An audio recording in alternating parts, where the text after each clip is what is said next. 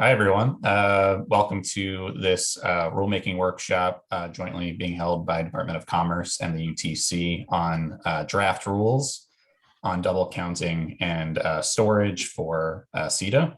My name is Stephen Hershkowitz. I am the Legislative and Rules Coordinator for the Department of Commerce, joined by my colleagues Glenn Blackman and Austin Sharp from our policy team, who are the leads on this rulemaking, and our partners from the UTC, who I will kick it over to in a second. Just wanted to give a quick few opening comments on the technical side. So like we did with the use workshop last week, we're going to have some set topics that we'll discuss throughout the agenda. And then at the end, there's room to talk about different subjects that are suggested by all of you.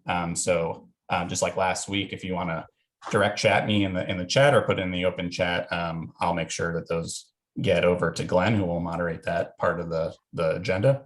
And then also we'll have a section for public comments for anyone who wants to say anything afterwards. And just again, let me know in the chat, direct chat me or put it in the chat. If you're having any sort of technological issues, you can let me know that in the chat or email me. I'll put my email in the chat box after I'm done here talking, and I'll do my best to help. And again, just keep in mind that we are recording this. So with that, I'm going to kick it over to Commissioner Danner at the UTC. All right, thank you very much, Stephen. I'm Dave Danner. I'm Chair of the Utilities and Transportation Commission, and I'm joined today by my colleagues, Commissioner Ann Rendall, Commissioner Jay Velasquez, and our staff lead, Steve Johnson, as well as others from the UTC. Thank you, everybody, and I'll just formally open up this workshop, and this is under docket UE 210183. I feel like we're spending a lot of time together recently. That is good. Having reviewed the most recent round of comments, I think there's a certain theme here, which is that nobody is saying that our agencies have hit it perfectly. That there still might need to be some conversation. And I know that the commenters do not agree among themselves. The question of requiring certain business practices, whether that's a jurisdictional overreach or whether it's not sufficient. How do we treat losses resulting from the charging and discharging of storage? There are questions about whether we are overstepping our jurisdiction or whether we're violating the Dormant Commerce Clause. All good topics for discussion. I do look forward to the discussion today. So thank you, everybody, for being here, and thank you for those who submitted comments. And Glenn, I'll just kick it over to you. Thank you very much. And I'm Glenn Blackman, manager of the Energy Policy Office at the Department of Commerce.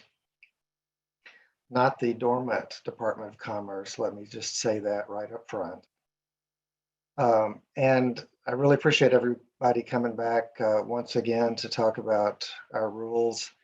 This is one of the last topics that we have queued up for discussion at workshop in terms of the rulemaking for the Clean Energy Transformation Act.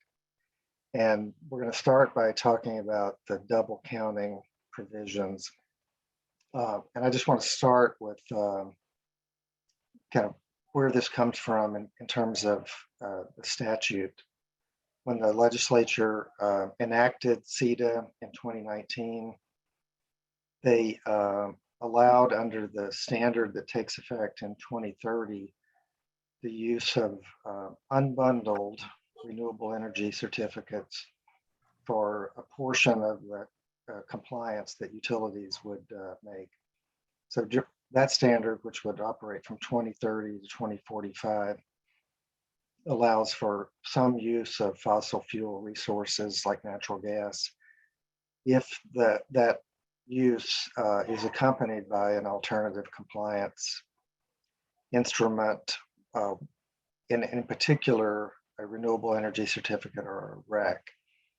But the legislature also said that those could be used only if there's no double counting of the environmental attributes of that REC.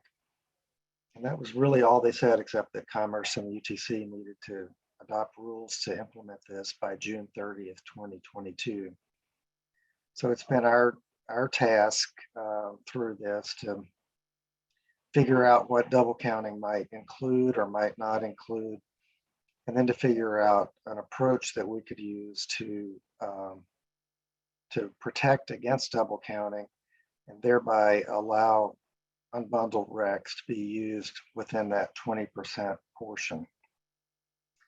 So after getting some early comments on this, actually going back about 1.5 years now, and after a workshop over the summer, the two agencies together published a draft rule that in that we tried to identify circumstances where we thought double counting could happen, and that double counting would be where there are claims being made about the electricity that's coming from a renewable energy facility. And if those claims are about that power having come from a renewable energy plant, or it being classified as renewable, or it being treated to a zero emission level under a greenhouse gas program in another state, that in those circumstances, there would be double counting or a duplicate claim if that REC was also used in the Washington CETA compliance. So we, in our draft rule, we identified those circumstances. And I would say that the challenge, even more than identifying where those double counting events might occur, is then figuring out how to protect against that. And one reason for that, which we saw a lot in the written comments, was that by the nature of the REC being unbundled, that means that there's someone else out there who's receiving the electricity, not the utility that's using the REC for compliance.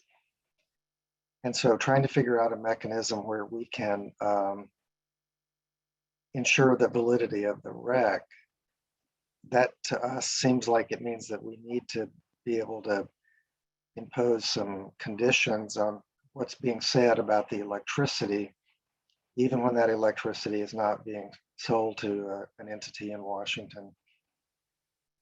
And so that's the circumstance that we're hoping to get your feedback on in our discussion today. So again, it's a circumstance where the electricity is not being consumed by a Washington utility, but it might be represented as being clean or non-emitting or renewable when it's being sold to a non-Washington entity. And so then we're trying to ensure that in those cases, we're able to identify that REC and not have it eligible to be used in the state of Washington for CETA compliance. And the approach that we've included in the draft is one where essentially each generating facility would need to opt into a set of business practices where they apply these protections for all of their transactions, regardless of where the REC and the electricity might end up being used. And the thinking on that it needed to be done on the level of the entire generating facility was that we had difficulty seeing how it could be parsed out on a transaction by transaction basis, where a generating unit might sell some of their electricity in a way that would be inconsistent with Washington law. In other cases, they do it in a consistent way. Then somehow only the RECs that were in that second category would be eligible in Washington. It seemed hard to figure out how to do that on a transaction by transaction basis. So we offered up for your discussion more of a facility-based approach. So as we talk about this today, I want to kind of focus our attention on that circumstance where we have a generating facility that's not owned by a Washington utility, it could be anywhere in the West, basically, and its RECs are unbundled from the electricity and might be used, purchased and used by Washington utility. But the electricity would either be sold as specified power or as unspecified power, and it might be sold for use in a state that has a greenhouse gas cap program. So in that circumstance is where we would like to get your feedback on how we could set up appropriate safeguards on double counting. So with that in mind, and I apologize for kind of a lengthy intro on that, but I hope it'll help us kind of focus the conversation today. Are there any questions about that general framework or the circumstance that I'm asking us all to think about today? Any kind of just foundational questions or clarifications?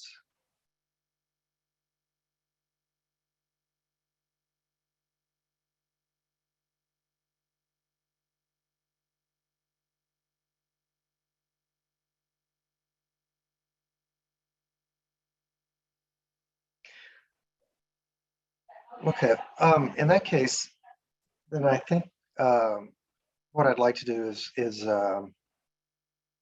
focus a little bit more on the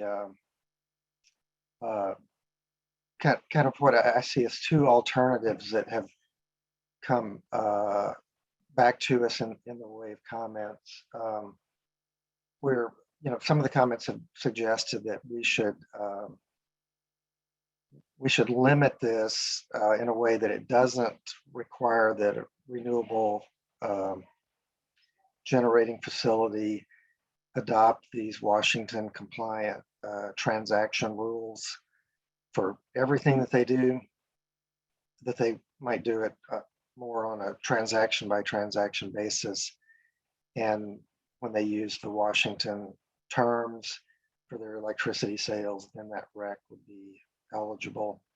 That would be what I understand to be the alternative to the facility-based approach that you see in the draft rules.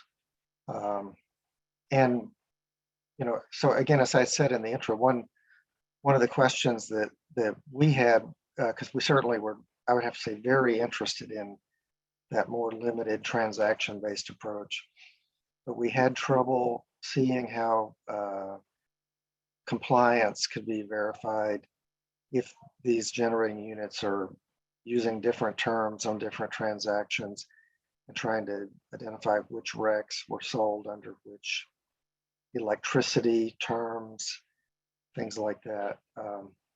So if you've got thoughts on kind of the ability of the agencies to verify compliance under these two alternative approaches, I guess I would invite comment on that aspect of it right now.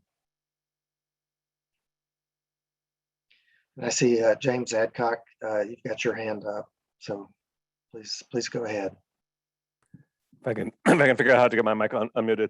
I'm going to start on a very pessimistic note, and I'm going to take the position that if you have what I'll call a corrupt state, a state where they have a scheme of CO2 reductions that don't correspond to what Washington State is doing and which don't correspond to what EPA defines a REC to be, then I believe that any power coming from that state or any claimed RECs coming from that state are going to be corrupt. And the reason being that it is too easy for REC providers in that state to provide corrupt RECs for their own use from some other entity within the state, and then claim to provide clean RECs to Washington State when that clean REC is not actually incremental. It's not a true rec, it's not incremental, because that say utility or that provider didn't actually have to do any reductions, because they in turn have replaced that clean rec with a corrupt rec.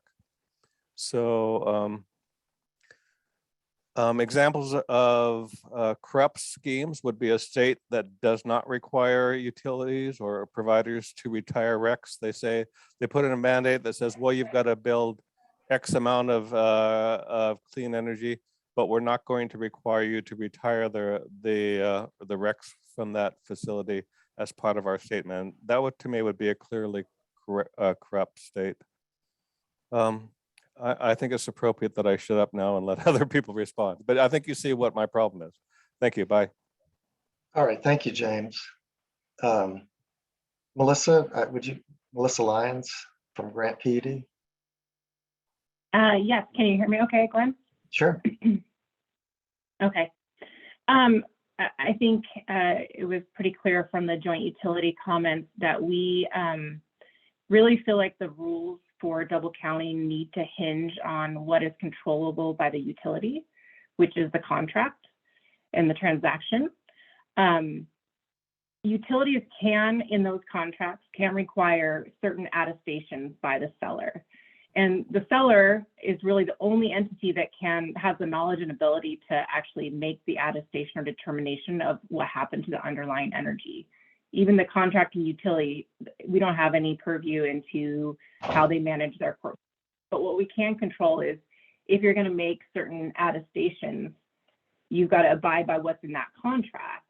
And so the seller is going to be looking at all of the transactions they have in their portfolio. So if you take a 1 month example, where they have, let's say Idaho Power has 10,000 megawatts of renewable generation, and they sold 5,000 unbundled RECs to Washington entity, and then they sold 5,000 megawatt hours of specified to California, and they have another 5,000 megawatts of energy that they sold as unspecified.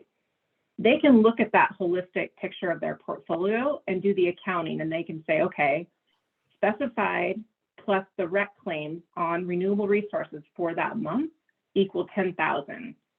And the underlying energy that was sold as unspecified is then associated with those unbundled RECs, because the RECs are created with a month-year vintage.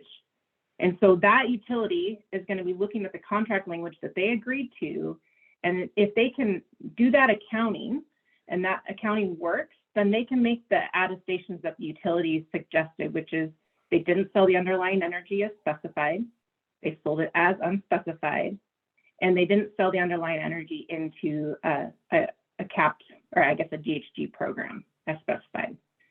So I think for me, or for us, the only controls that are needed are in the transaction, in that contract language. And if the utility is willing to sign that, the seller is willing to sell that, or sign that contract, then they're held to that. I mean, anything beyond that would be fraud on their part. And that's, I mean, we would do everything we can to make sure that they're contractually obligated. So that's what the utilities kind of put forth. I know Kevin has his hand raised, so I'm gonna let him jump in case I've missed something. All right, that sounds good. And then I may have a question, but I'll let us hear from Kevin before I do that. And Kevin, could you identify yourself too when you start?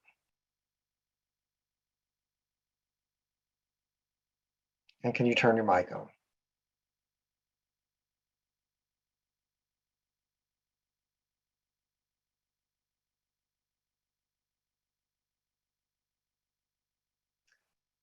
Still not hearing you.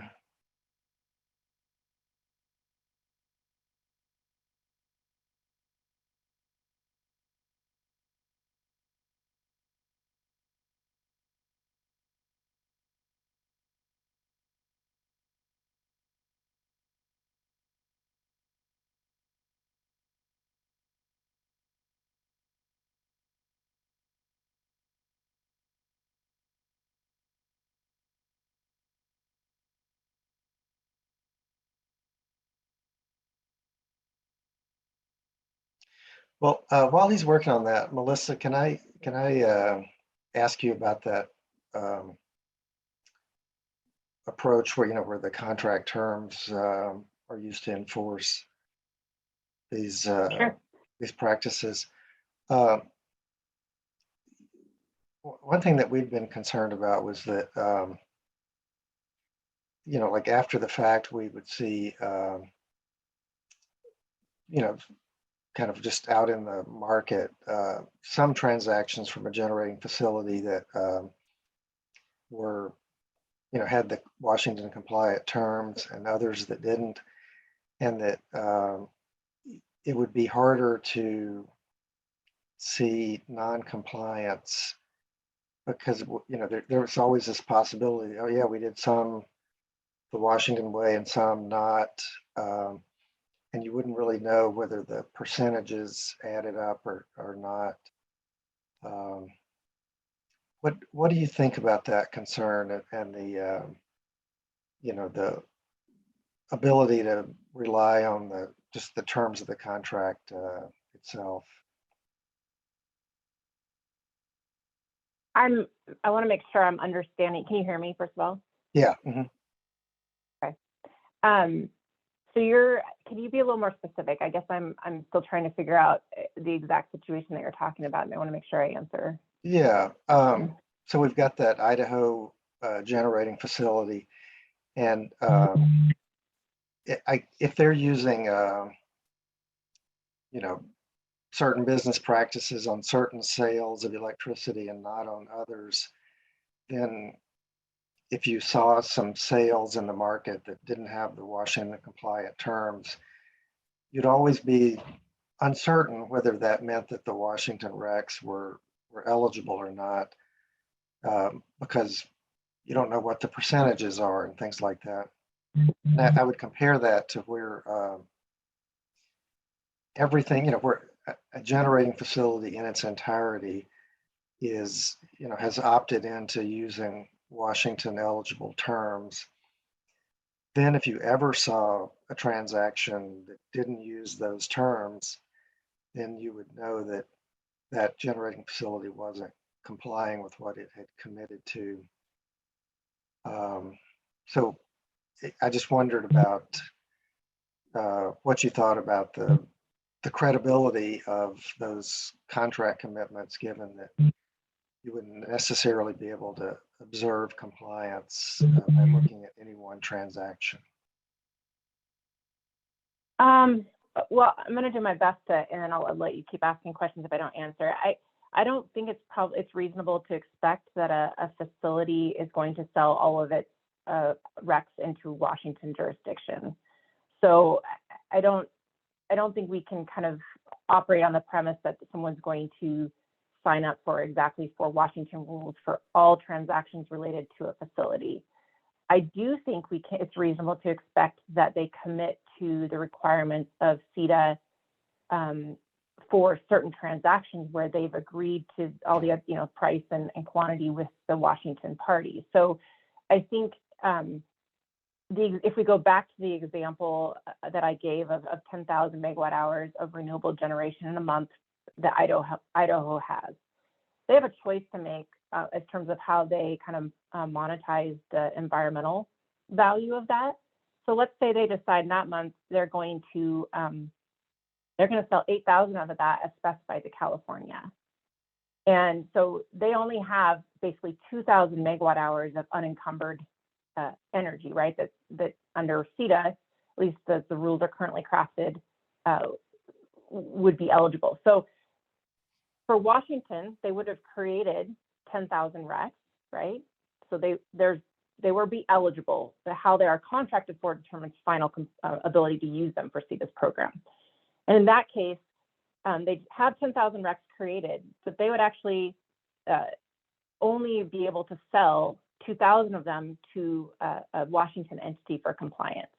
And so how they account for that in their portfolio is they could actually retire those out of Regis without using them. So retirements in Regis, there's different categories. It doesn't have to be used for compliance. If it's retired without being used for a program, that's like it never existed.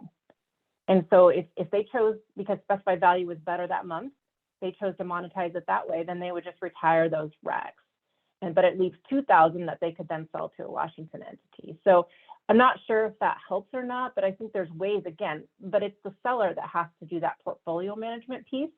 And they're doing it because they've obligated themselves to sell the 2,000. They've obligated themselves to be able to attest, but they didn't sell it as specified. So it automatically takes the 8,000 off the table, right? They've had that statement in their contract. Okay, yeah, that's helpful. Thanks. And Kevin, did you get your sound working? Would you like to get back on the horn? Can you hear me now? Yeah, you sound Great. really clear. My apologies, little technical difficulties. I'm not sure what Melissa said. I texted her kind of what my response was, but basically. Hey, Kevin, can you identify yourself first before you? My apologies. This is Kevin Holland. I work for Avista. I'm the wholesale manager of contracts. And we engage in REC transactions on, I would say, nearly a daily basis. So what I was just going to say is that the language that we're advocating here is used currently in contracts, and that there are multiple jurisdictions with different qualifications for what RECs, how RECs qualify in their systems and don't across the entire nation.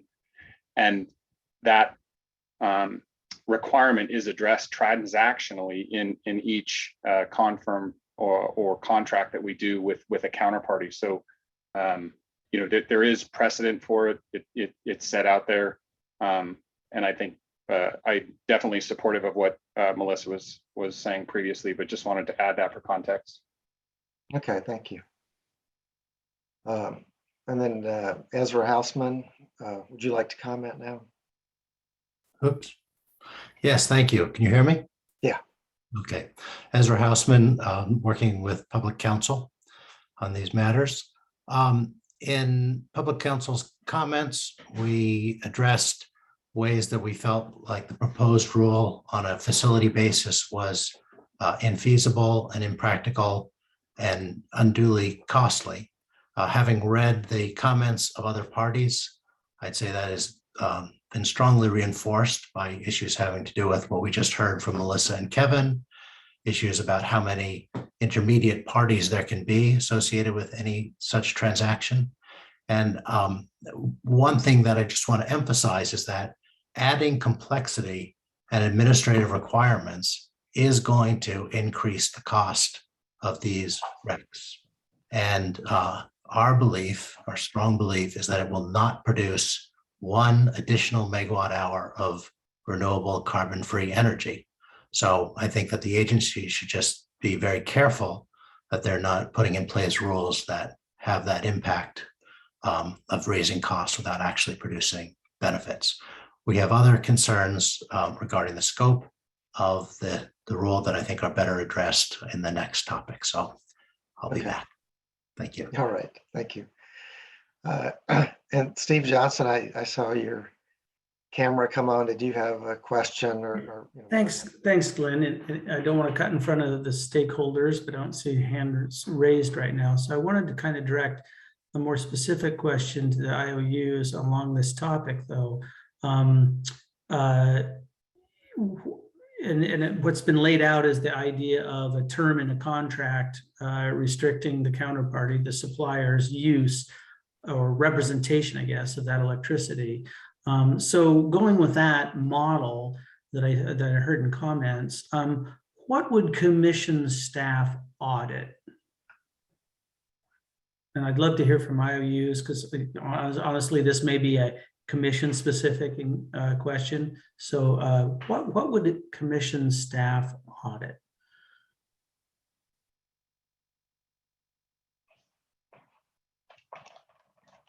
Kevin or Glenn, you can run this meeting, but Kevin, you can speak again if you like. I see your hand up. Yeah, whoever.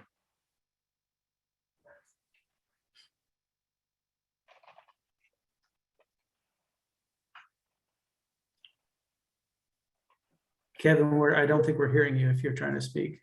Can you hear me now? Yes. Okay, sorry. I think the contracts, that would be the, that the language is present and that the volumes transacted for represent the volumes that we would be claiming on any certain compliance year. And then if the counterparty was violating that contract, who would, it would be the IOU that would pursue and monitor the violation of the terms of that contract? I would probably defer to maybe somebody in a legal perspective, because I think that becomes a legal issue at that point. So maybe somebody from the IOU group with some legal background. But I mean, in your answer, staff would not be assuring, auditing, examining the various counterparties for, bad behavior such as double counting. Is that my understanding? Again, I probably have to defer to just someone else that would have a little bit more perspective on how those reach throughs might be facilitated. I see lots of hands going up, so I want to let the stakeholders speak, but I do want to hear from Puget and Pacific Core eventually. But let's see, I'm not sure who's next. So I did see James' hand raised first, so I'll pass it back to James, and then Glenn, I'll maybe let you take over the meeting again. I just meant to pose these questions. Sure. So James, if you want to speak next, and then we'll go to, I believe Melissa was next, but Stephen can correct me if I'm wrong. Thank you. The first thing I would say is if nothing we're doing causes more megawatts of clean energy to happen, then we shouldn't be doing it. We shouldn't be paying for these things, because RECs by definition are supposed to be incremental. So if you're buying RECs, it should be causing more megawatts to actually happen. If it's not happening, something is seriously wrong.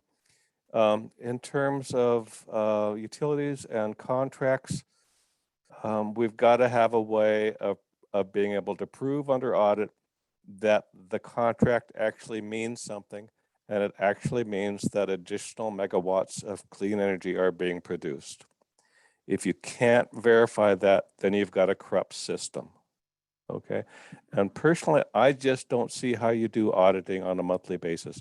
If you have hours associated with the REC, then I can clearly see how an auditor can go to utility and say, okay, show us what happened in this hour.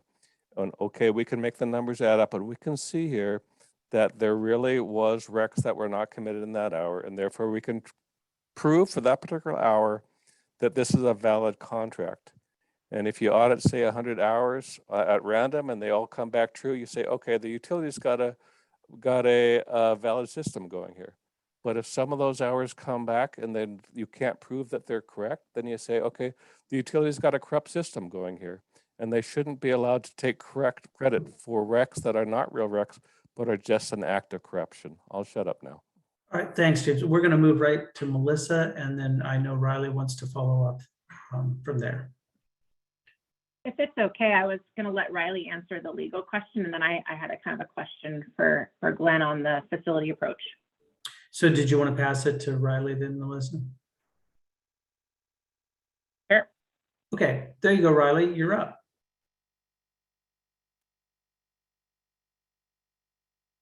And you need to turn your mic on, Riley. Yeah.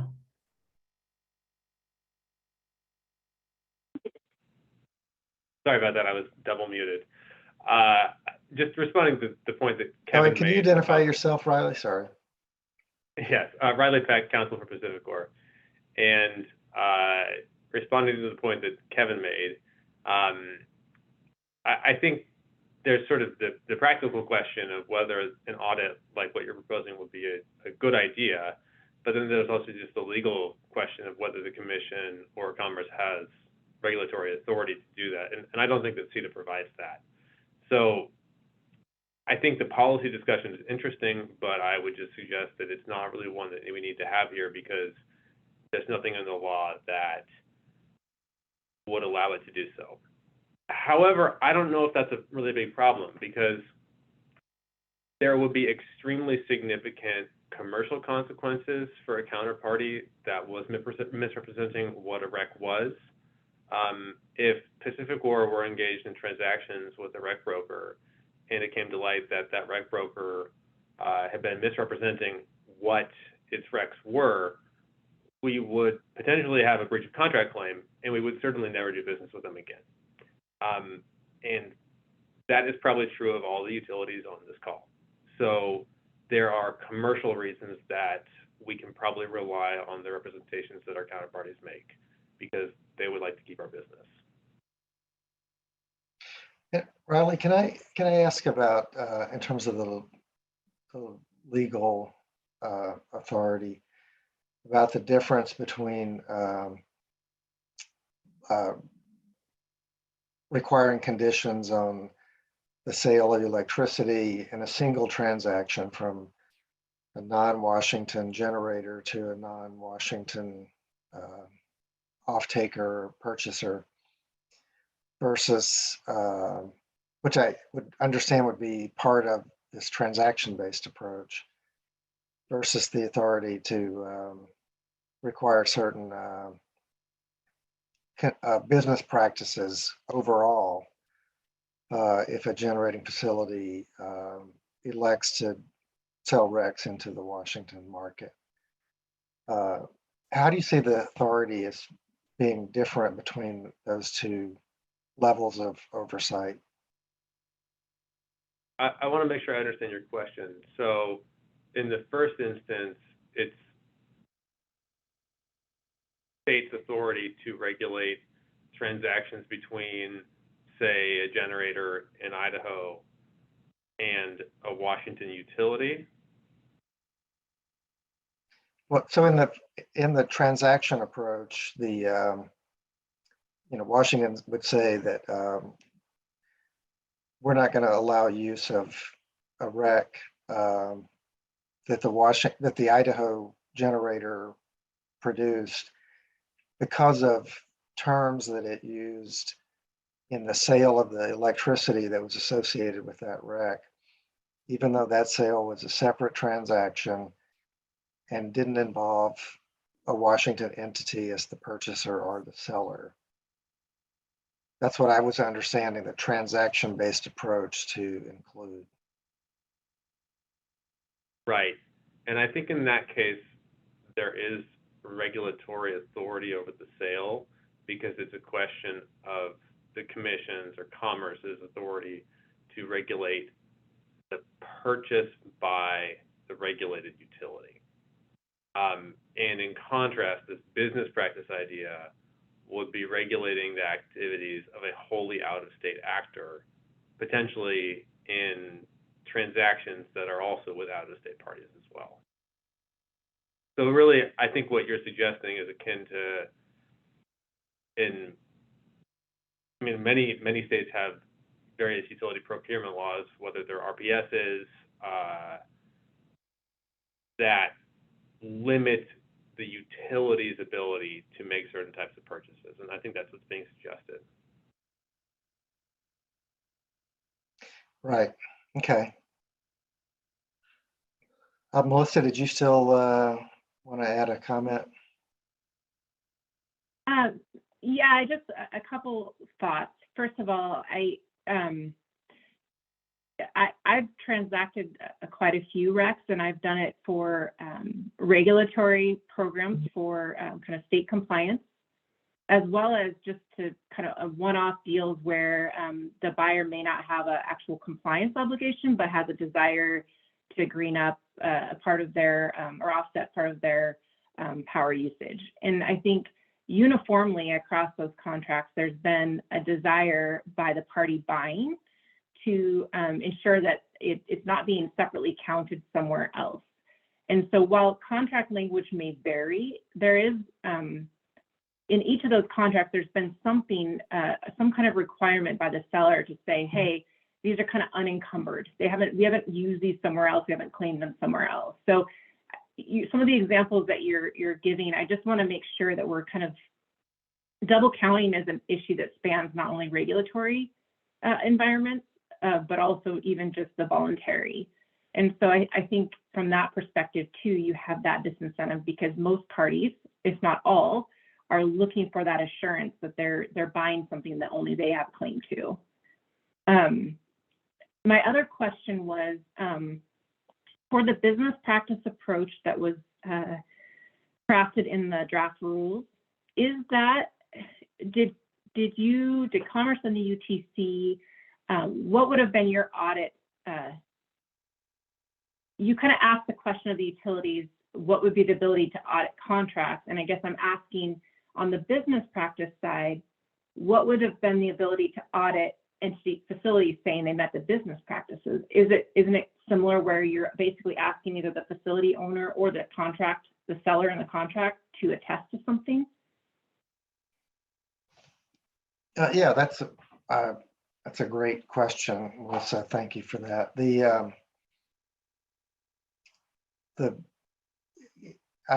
Our thinking on it, and I won't speak for the UTC about this, but is that in either case, kind of the first thing we're relying on is the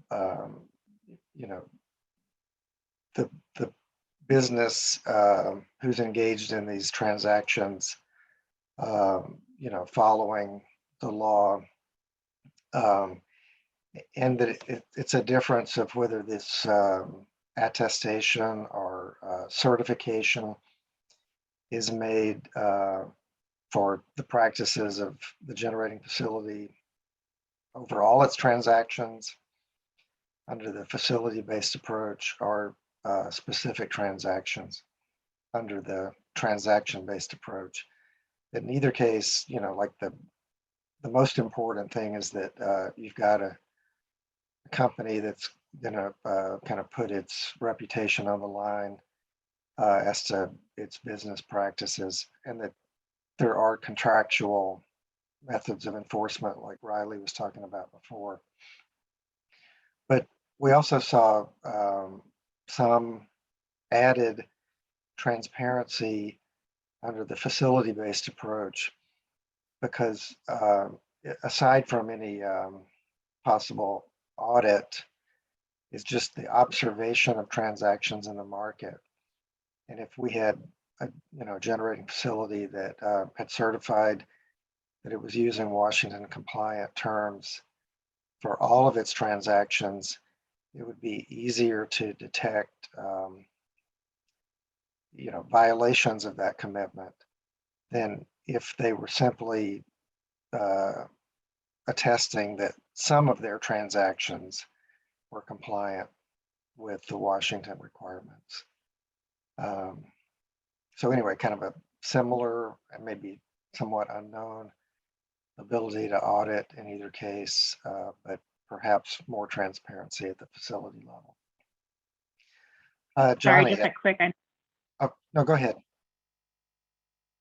Got a follow-on question. I guess and we don't have to do it here, but I'm curious as to what additional, you talked about detection, and I'm trying to figure out how that would actually happen. So maybe we can talk offline. I'm not sure. I don't want to put you on the spot, but I guess I would be curious about the specific advantage to in additional insight into transactions if they were certified at the facility level. Okay, yeah, and I don't want it to sound like we're. I'm not going to defend the facility-based approach too much, but just to kind of let people see our thinking and why we would have done that when the transaction-based approach certainly has less impact on those out-of-state entities. But now I'd like to get Johnny Bosch to get her questions or comments in front of us. Thanks, Glenn. This is Johnny Bosch with Northwest Energy Coalition. It's more of a follow-up to what I thought Riley started to answer for your question, which I was looking for a real-world explanation when he said that it doesn't benefit the utilities to work with a marketer who has misbehaved. And I guess my question is, how do we find out they've misbehaved currently? And because that's what we're struggling with here right now, right? Is how do we know when someone's misbehaved presently? So I was just going to ask that of Riley or any of the IOUs. And before we do that, it would be helpful, Johnny, if we had a sense of just looking, like in particular, at this rule XXX, on unbundled recs, how closely you feel we've come to addressing the double counting concern. The reason I ask you in particular is because I know when CETA was being developed, it was the environmental and renewable energy advocates who were, this was kind of their issue of incorporating it into the statute. Right. So I just wondered how you felt about the level of rigor that we proposed here. Well, it's backwards from what we, in process, from what we intended. It was if the utility, who is the compliant party under CETA, claimed, as we would see it, that they had used certain electricity to serve their customers, and then they also retired the RECs associated with that, so that those RECs weren't out floating around the market. I mean, we understood from some of the workshops that it takes Regis 90 days to process a REC. So it seemed like the logical step on that would be at whatever reporting period is, if it's hourly or monthly or yearly, that if this is the electricity, then the associated REC with that electricity for vintage would be retired. So we saw it in the opposite direction. I think this is showing that it's when you're placing it on a third party, because I have some other questions I'll ask later about that too. But I think the other issue that I've been thinking about on this first part is under C, where it says any REC associated with electricity delivered, reported, or claimed as zero emission, just being for a greenhouse gas cap program. Maybe at this moment, that's all that's out there, but there might be other kinds of programs later that would also pose these same challenges. And so I wouldn't limit it. I just think that we were concerned that double counting happened in any situation. Okay, thanks.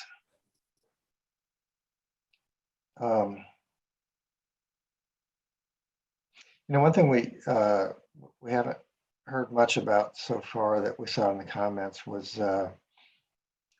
the effect of either of these approaches on the supply of unbundled RECs that would be eligible in Washington. And I guess at this point, I would invite any of the renewable energy generating companies or their associations to, if they had any thoughts about whether the facility-based approach might crimp the market more than the transaction-based approach would be, or what.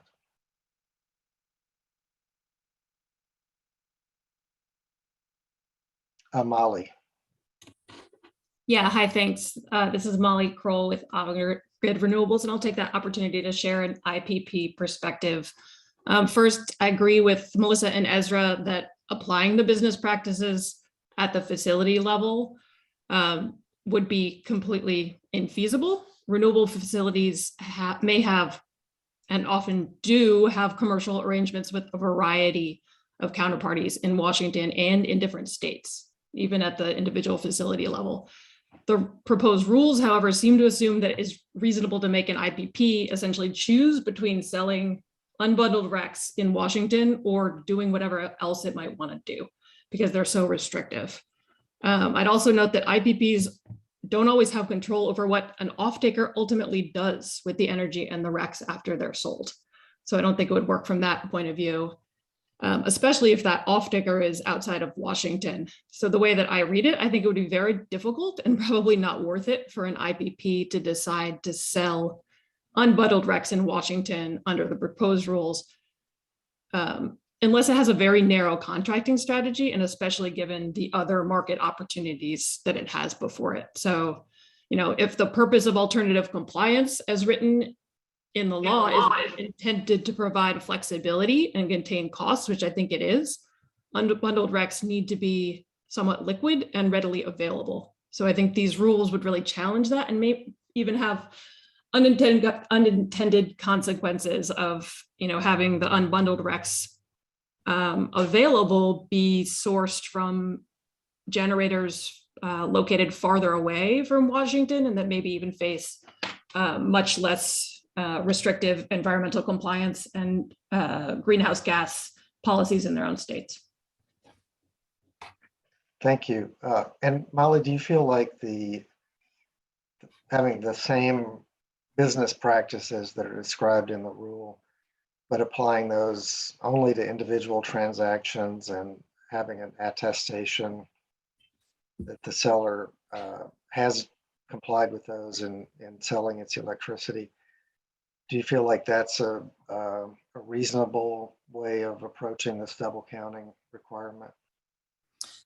Yeah, I mean, I'll say I haven't fully evaluated that with our commercial folks. It definitely seems much more feasible than the facility-based approach. I would sort of take issue though with and this is sort of probably not answering the question you want, but with the fundamental premise that specifying emissions is the same as claiming a REC.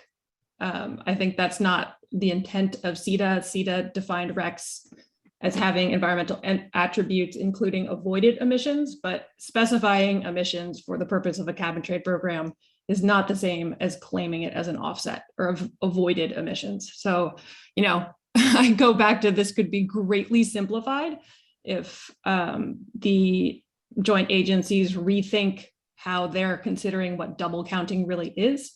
And in the context of what alternative compliance is supposed to be, which is a 20% temporary provision to allow flexibility and contain costs. All right, thank you. Johnny Sliger, another independent power producer, please go ahead.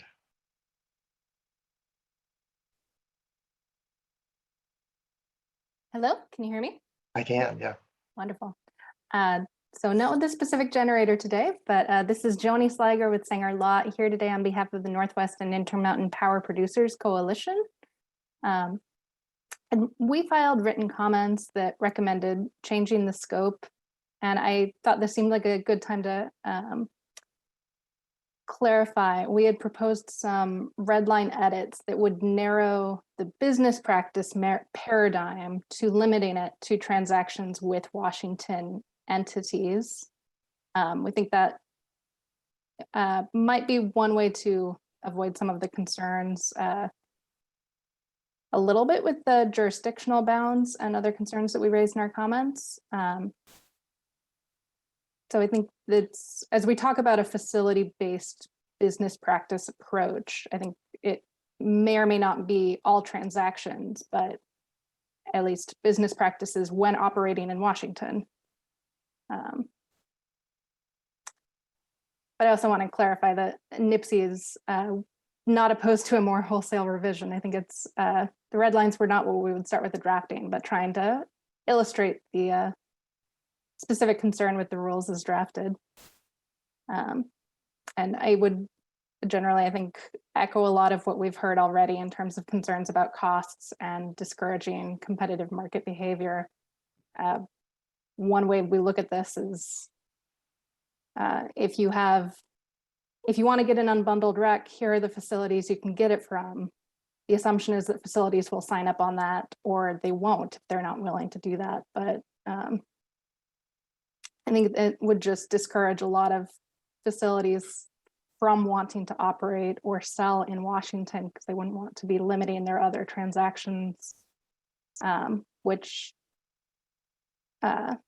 we've referred a little bit to as misbehaving, which would be potentially in Washington, but want to reserve some flexibility in the market for transactions that can be perfectly legal elsewhere and might see, especially when they are not regulatory programs, but voluntary greening up initiatives to provide that flexibility for people to pursue. So with that, I will close. Thank you for the opportunity. I'm available if there's any questions on our comments. Thank you. All right, thank you.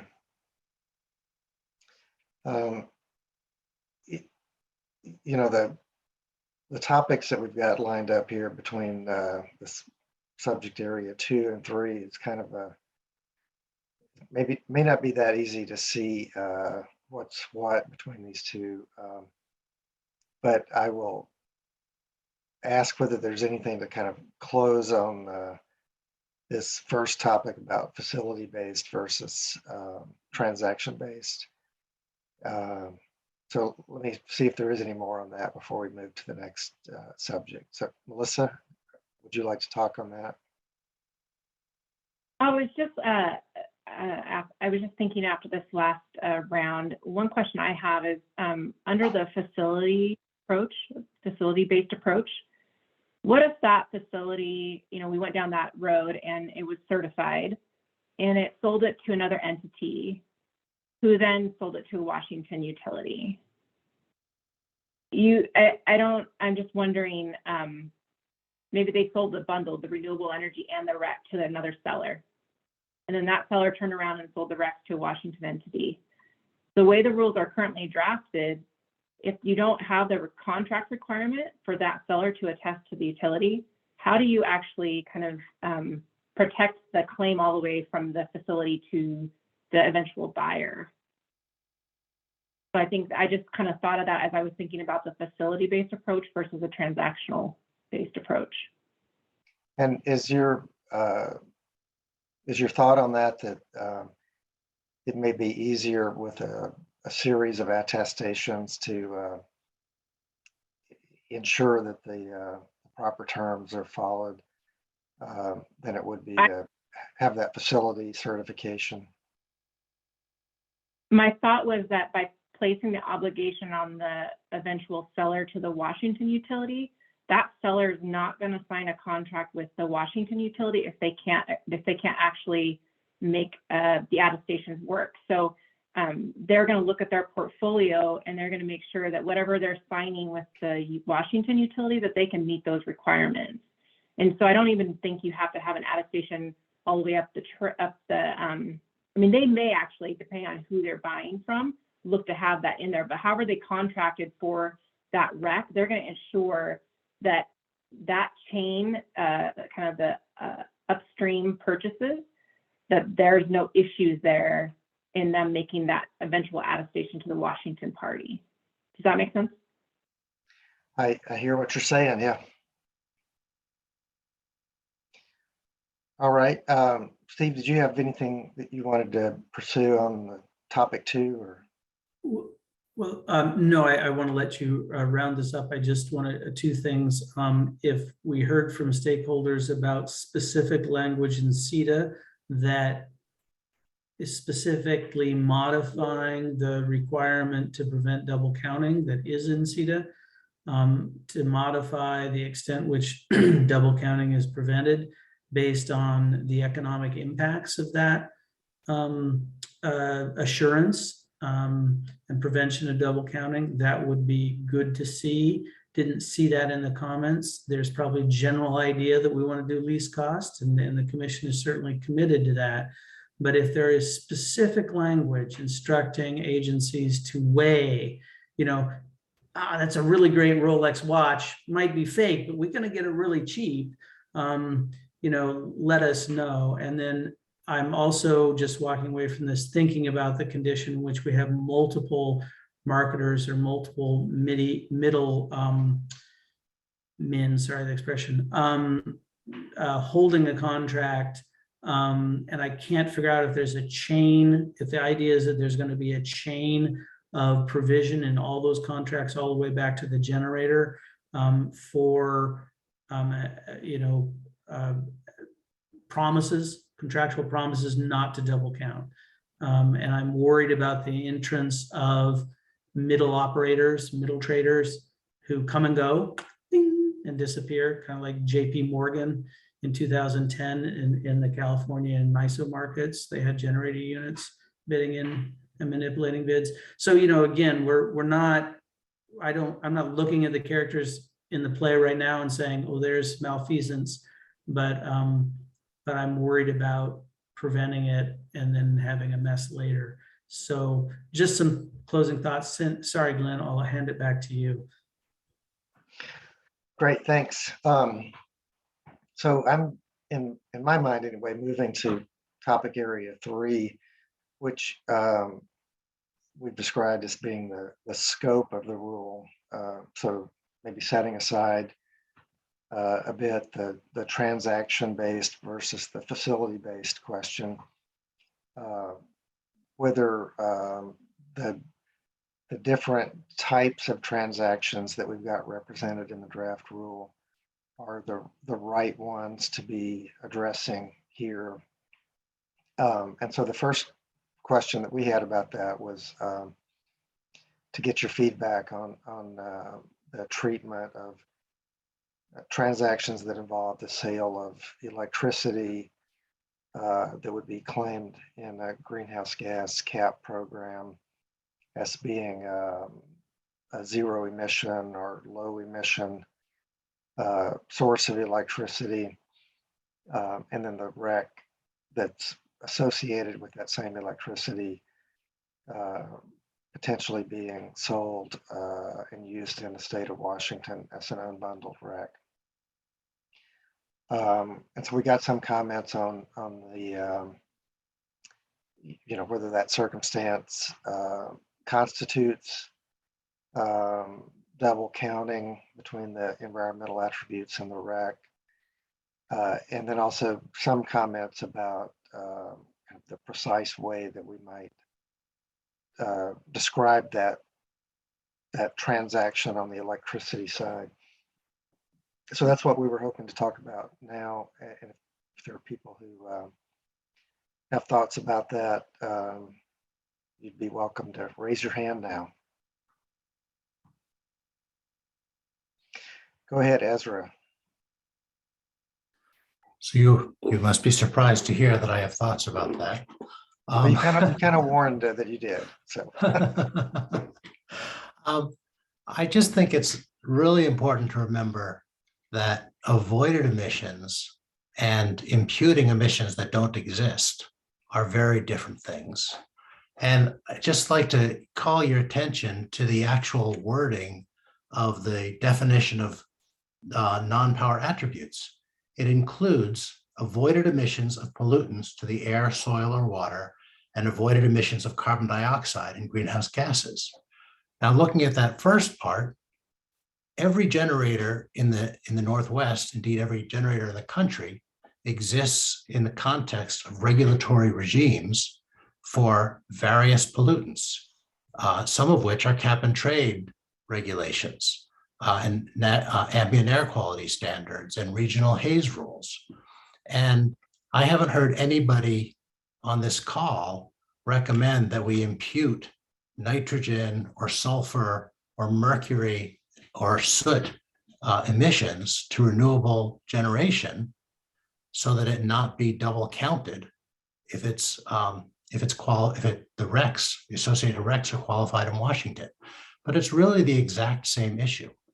It's hardly even an analogy. It is right, in the language. Both of those are included. It simply does not make sense to impute, to say that in order for the RECs to qualify, we need to impute emissions that don't exist to this generation and somehow add it to the total under a cap and trade program. So I think one of the reasons we're running into so much trouble figuring out how do you monitor this and make sure we have a workable rule is that it's really kind of an apples and oranges thing. Avoided emissions is a thing. It could be counted, it could be traded, but that's really not what we're talking about. What we're talking about is a program that counts emissions, which I just don't believe that constitutes double counting just because you're not trying to impute emissions that don't exist to generation. all right, thank you. James Adcock. Yeah, I hope I'm not doing anything that Ezra was just implying. I certainly don't intend to. In terms of facilities that burn a fuel and supposedly don't emit, I'm very concerned about those. Either a facility that burns a carbon-based fuel and claims that it is non-emitting, or a facility that burns hydrogen and claims it's not emitting. I think there's a lot of difficulty and problems there, and rather than to express my concern that I think there's a lot of problems there, I don't know what to say. I'd much rather see facilities that are actually not emitting. Thank you. Thank you.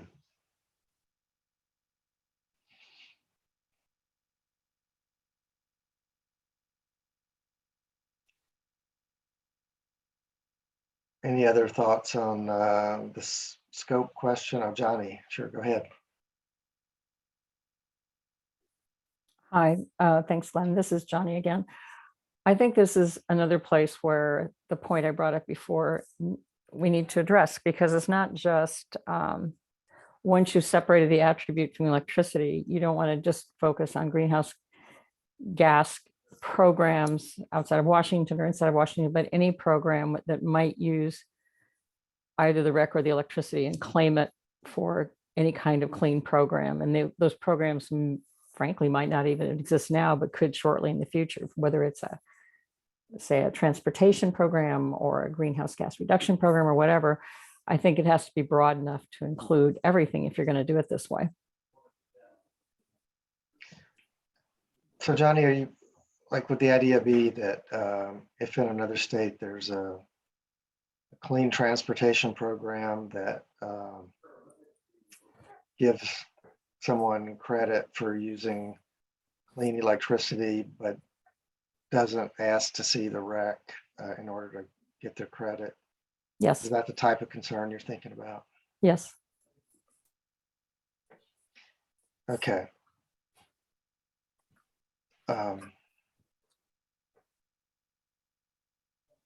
And saw a couple of comments kind of flash by. Does anybody making a written comment want to turn on their mic and speak? Claire, go ahead. Sorry, I was having trouble with the technology. I think I was giving thumbs up and then waves.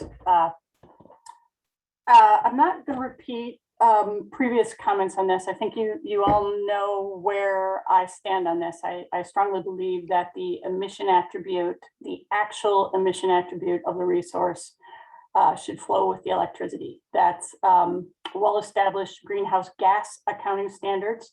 It was established in the WCI as far back as 2009, and I would note that Washington was part of the WCI at that point and signed on to that WCI recommendation.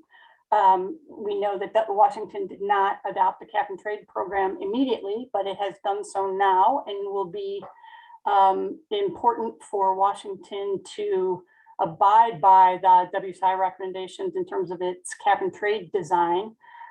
So by setting up requirements under the CETA that potentially conflict with the WCI greenhouse gas accounting, I think the energy agencies are potentially putting up a barrier to linking with California, because California will be, California's got well-established ways of doing this. And the fact that what has been proposed would discriminate against renewable resources or non-emitting resources that are subject to the California program and would make those RECs non-usable for CETA compliance for the 20% rule. I think that's going to be viewed as discriminatory and will be potentially a barrier to linking of the two cap and trade programs. And I don't think that's in the interest of Washington state to do that. I would also note that I don't think you're stuck here. California has rules on the books for its RPS program, and as well for the SB 100 program will evolve off the RPS, that have a definition of renewable attribute as well, renewable energy credits and the non-power attributes that looks almost identical to the language used in the Washington program. So California had cap and trade, and it had similar definitions around its RPS program rules. And yet, all the agencies in California interpreted those rules as meaning that the REC only the REC only carries the avoided emission attribute of the resource, not the actual emission rate of the underlying resource. It's only the avoided emissions that goes with the REC. So I don't think you're actually restricted by what's already in the definitions, because your definition, if you look closely at it, already makes an implicit distinction between avoided and actual emissions of a REC. And I think you could rely on that and interpret the non-power attribute as only referring to the avoided emission attribute, which means that there is no double counting of energy where that energy has been subject to a cap and trade program outside of the state. The point that Joni just flagged about, oh, we need to also look at the potential attribution of emissions to electricity that's used in low carbon fuel standards, I think demonstrates how big of a problem this could potentially be if you're starting to say we cannot attribute emissions based on what's actually delivered to the energy grid, but instead are attributing emissions based on the REC. So just to say again, I would urge you to find a way through this that does not consider a claim or the actual assignment of emissions based on generation and delivery of power as being double counting for unbundled RECs under CETA. Thank you, Claire. Kelly Hall. Yeah, Kelly Hall from Climate Solutions. I guess just a few things, some in response to Claire. I don't really see how this prevents any linkage. I think entities can certainly continue selling power down to California. They just they can sell the attribute with it, the REC with the power, and we're not discriminating against selling any energy into California. It's just preventing the REC from being used in Washington. So I don't see this as preventing any linkage with California. I guess the one point, a lot of my responses to what Claire just said is in previous comments, so I don't feel the need to respond to those points right now, but I did just want to highlight, emphasize Johnny's point that I do think I think double counting should be broader to other programs. I mean, I think there's a question with low carbon fuel standards and things like that, but I firmly believe that programs like Oregon's 100% clean law, there might be other Oregon's also looking at a program similar to the Clean Air Rule, which might be a cap, but I do think that it is broader than just cap programs, and the statute, specifically did not say anything about cap programs, but it was double counting with other programs more generally. So just wanted to highlight that point that I do think the rule should be slightly broader to encompass a broader array of programs. All right, thank you. Melissa Lyons.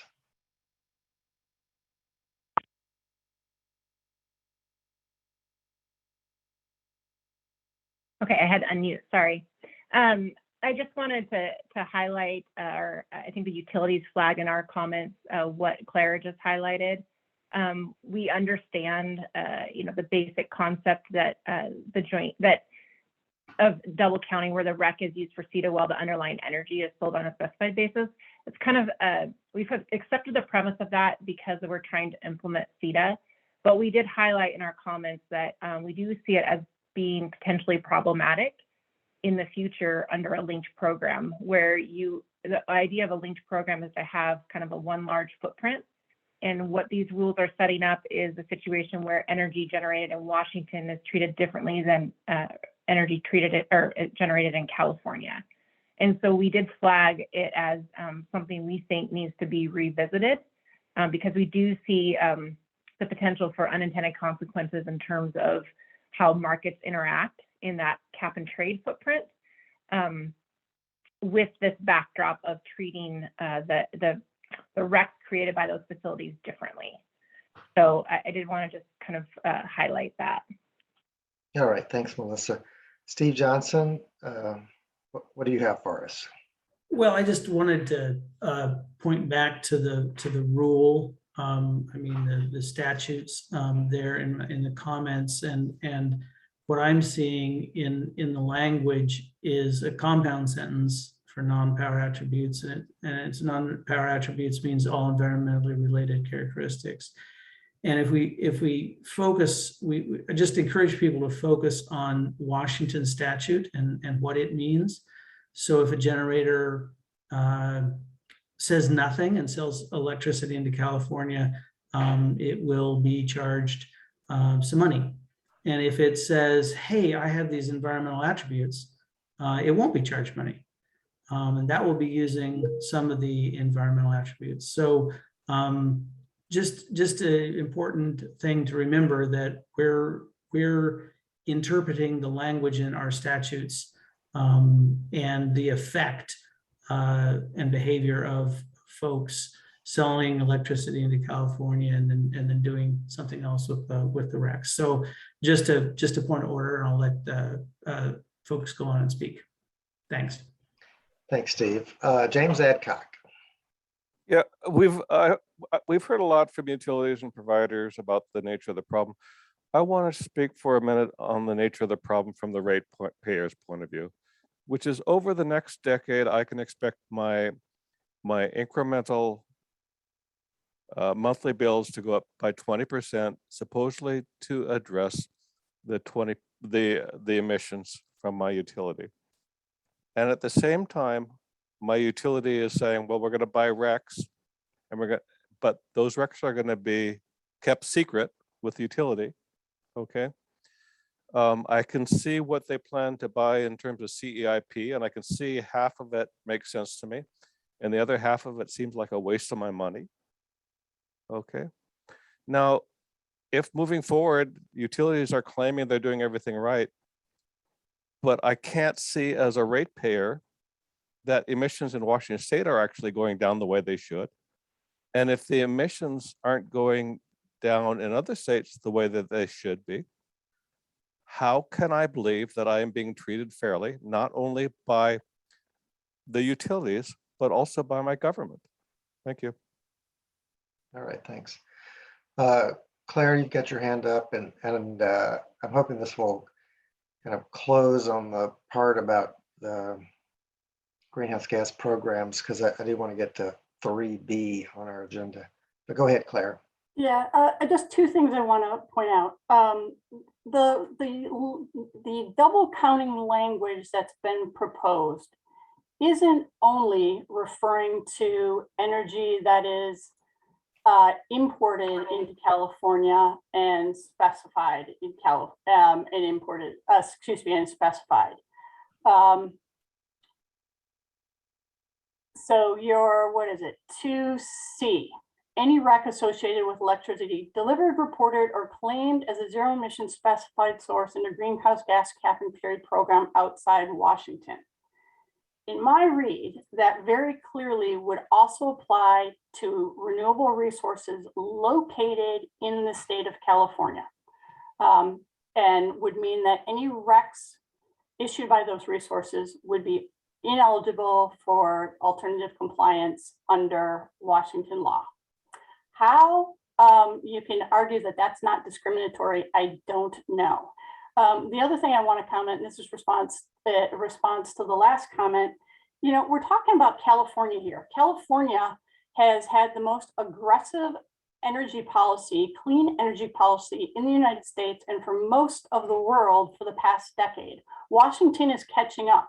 It's not like California is one of these corrupt programs, and I keep hearing that term corrupt thrown around here. California is not a corrupt program. California is trying to do the most it can do to aggressively reduce emissions, to do that in a way that supports the evolution of power markets to innovate and decarbonize other sectors over time. And yet you're proposing requirements that would discriminate against California resources as opposed to resources located in other states that do not have any sort of clean energy or emission programs on the book. And that to me is just absurd. The other thing I just want to point out, an inconsistency in how the agencies have proposed doing this regulation. On the one hand, we're treating the 80% standard as saying the actual emission rate of the energy goes with the energy. Because if we didn't think that was the case, we wouldn't care where the electricity is delivered. But now we're turning around and saying in the case of the alternate compliance unbundled REC, that the actual emission rate has to come with the RECs. It's one or the other. You can't have it both ways. You can't say it goes with the energy and it goes with the RECs, because it can't. So I'll stop here. Okay, thanks.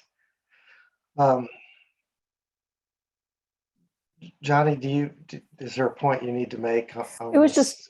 just a question on discrimination. So under your 2C, if it took out outside Washington, then wouldn't that take care of the discrimination question?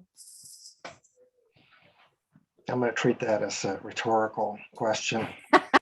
Because I do want to go to the second part of this, so in the draft rules, we've got section XXX that applies to unbundled RECs. That's it's defined in the statute to be RECs where the electricity has been delivered somewhere else and are used for alternative compliance. And then we have a rule ZZZ that would apply to the RECs that are not unbundled RECs, that in the parlance that we've used in draft rules from the UTC would apply to retained RECs. And so what I'm hoping to do now is to have a little discussion about a narrow issue of whether with retained RECs that are used in Washington for CETA compliance, where the electricity might be delivered as unspecified to someone outside Washington. Do we need to have rules on double counting for that type of transaction? Are there thoughts on kind of the need for and the content of that draft rule ZZZ?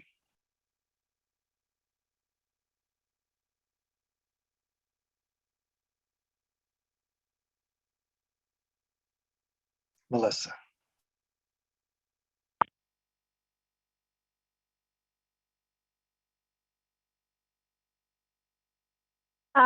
So I'll just a couple things.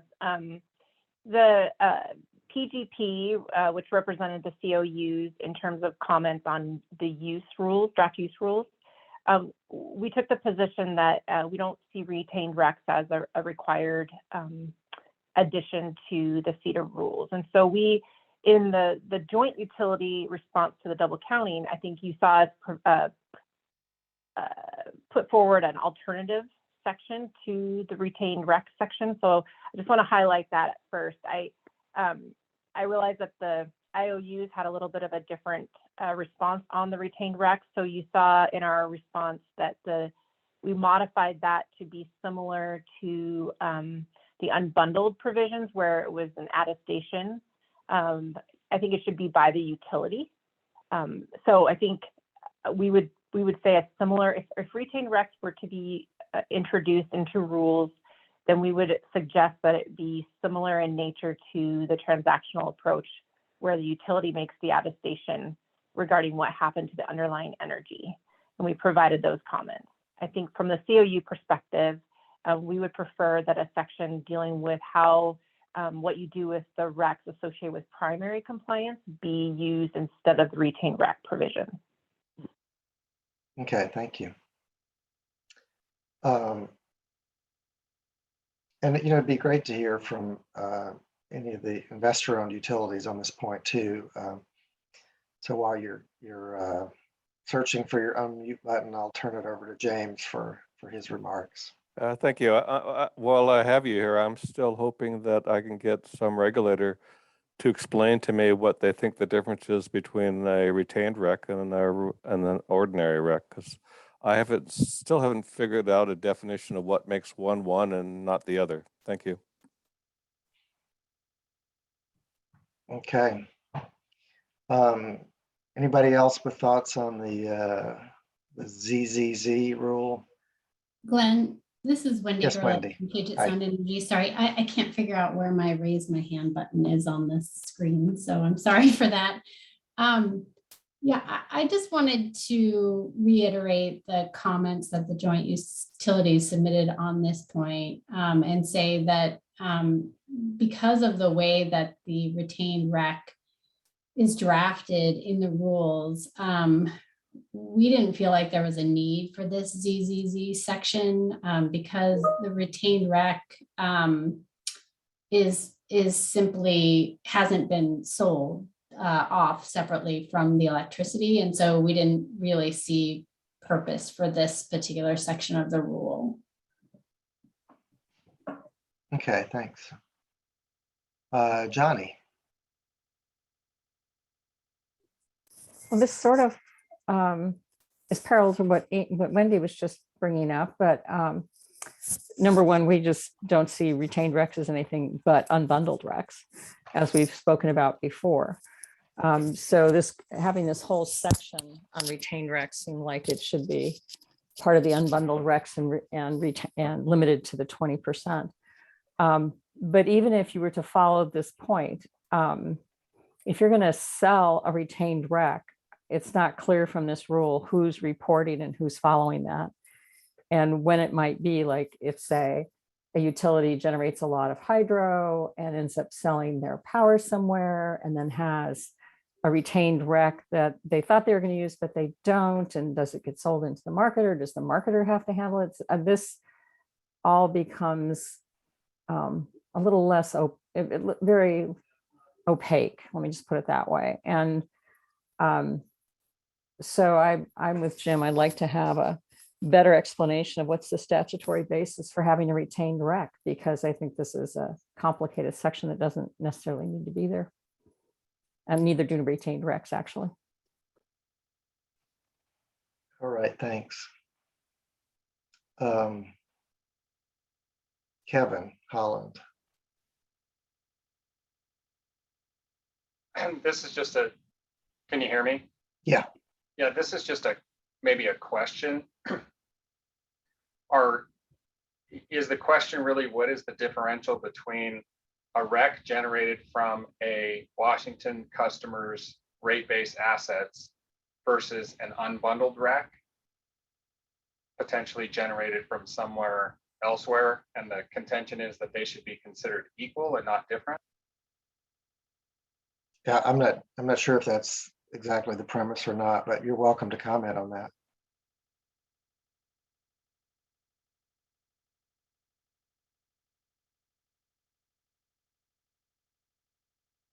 Did you have anything more on that, Kevin? Or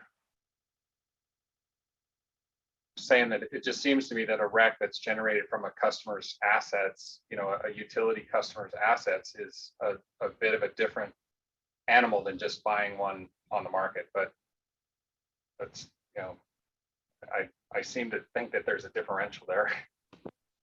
all right, thanks. Katie Ware.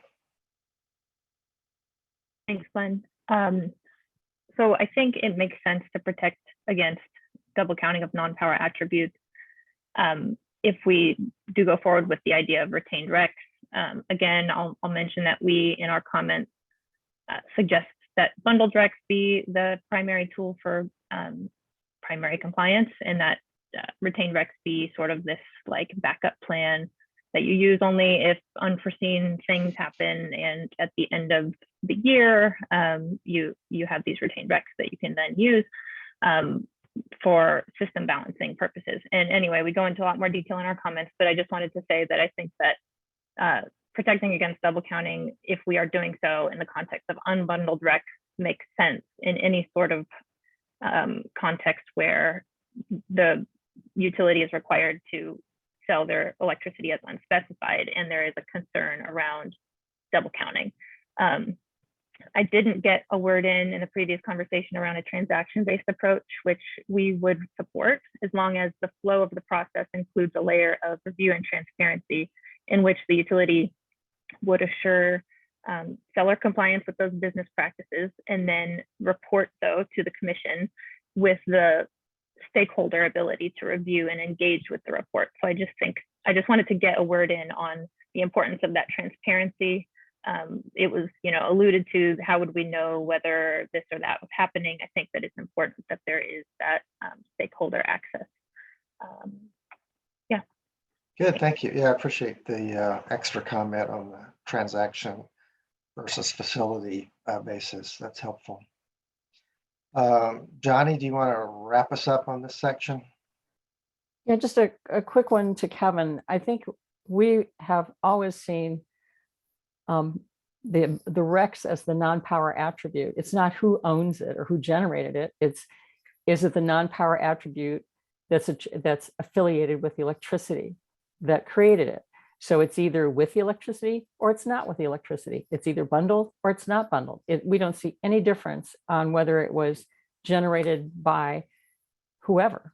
So I just wanted to say that's one of the confusions on this, because it almost becomes most obvious in point 2 under ZZZ, where it says if a retained REC then sold becomes an unbundled REC. I mean, that's what it is to begin with. Thanks. All right, thanks. So we're going to wrap up section 3 of the agenda now. I appreciate everybody's engagement on this part. We're going to come back after the break and go a little bit deeper on some of the questions around the Climate Commitment Act and coordination between programs. So let's first take our break and we'll resume at 2:42. Thank you very much.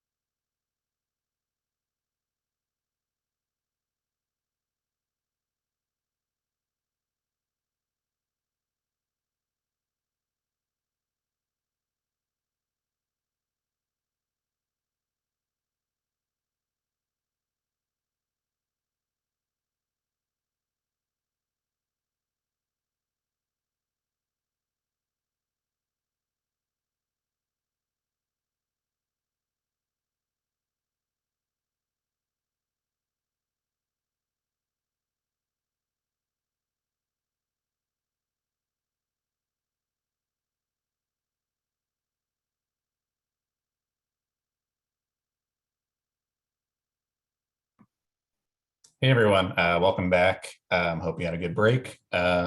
Just before I pass this off to Austin Sharp, who's going to be leading our next topic area, wanted to just let anyone know if you felt like you didn't get a chance to say what you wanted to say, or you wanted to add another point during any of the scheduled topics that we already went through. We can try to bring those back up during either other suggested topics time slot or during the public comment period. So again, if you want to suggest a topic or sign up to say anything during public comment period, you can direct chat me in the chat box or email me and I'll put my info back in there. So with that, I will pass it back over to Austin Sharp. Take it away, Austin. Thanks, Stephen. Our next section is entitled Identification of Greenhouse Gas Programs in Coordination with the Climate Commitment Act. I'm going to parse that into two different sections. So let's start with the coordination with Washington's Climate Commitment Act. Is it reasonable for us to distinguish greenhouse gas programs outside Washington with Washington's Climate Commitment Act? And is it relevant that in making this decision that the electricity and the unbundled REC are used in the same jurisdiction? So happy to take raised hands and comments on those questions.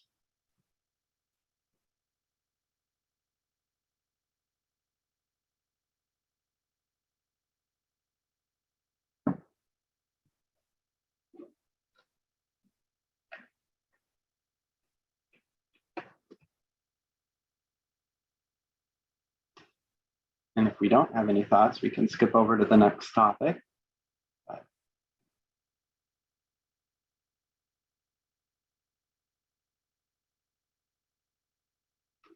I'll just say, sorry, I didn't raise my hand. I'll just say that we don't view there being a double counting concern in considering the Climate Commitment Act, as they are both Washington relevant programs, and the issue of double counting arises when the non-power attributes are counted toward two different entities compliant demonstrations.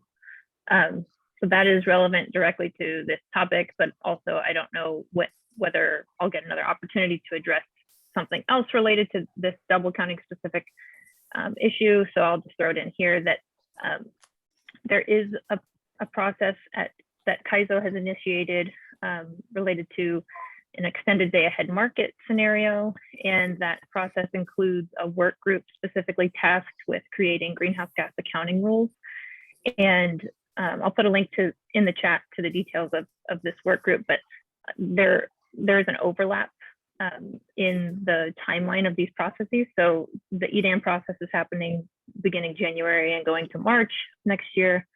Phase 2 of CETA implementation goes to the summer. And I think that there may be there will be some relevance to Washington in these considerations related to that conversation. So would be one to track going forward. So I'll again put that link in the chat. Thanks. Thanks, Katie, for jumping in and for that information. Johnny, you had your hand raised next. It was just a question, Austin, if you could explain what you meant by this point. I mean, it's just kind of a broad topic. What were you looking for? Yeah,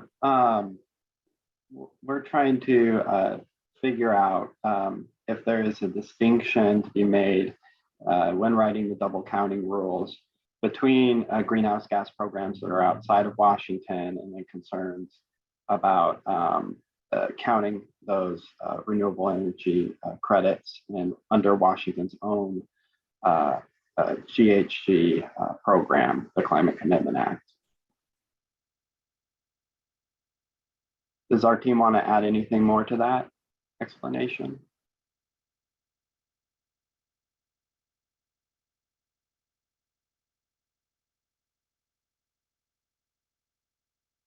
Was that helpful, Johnny?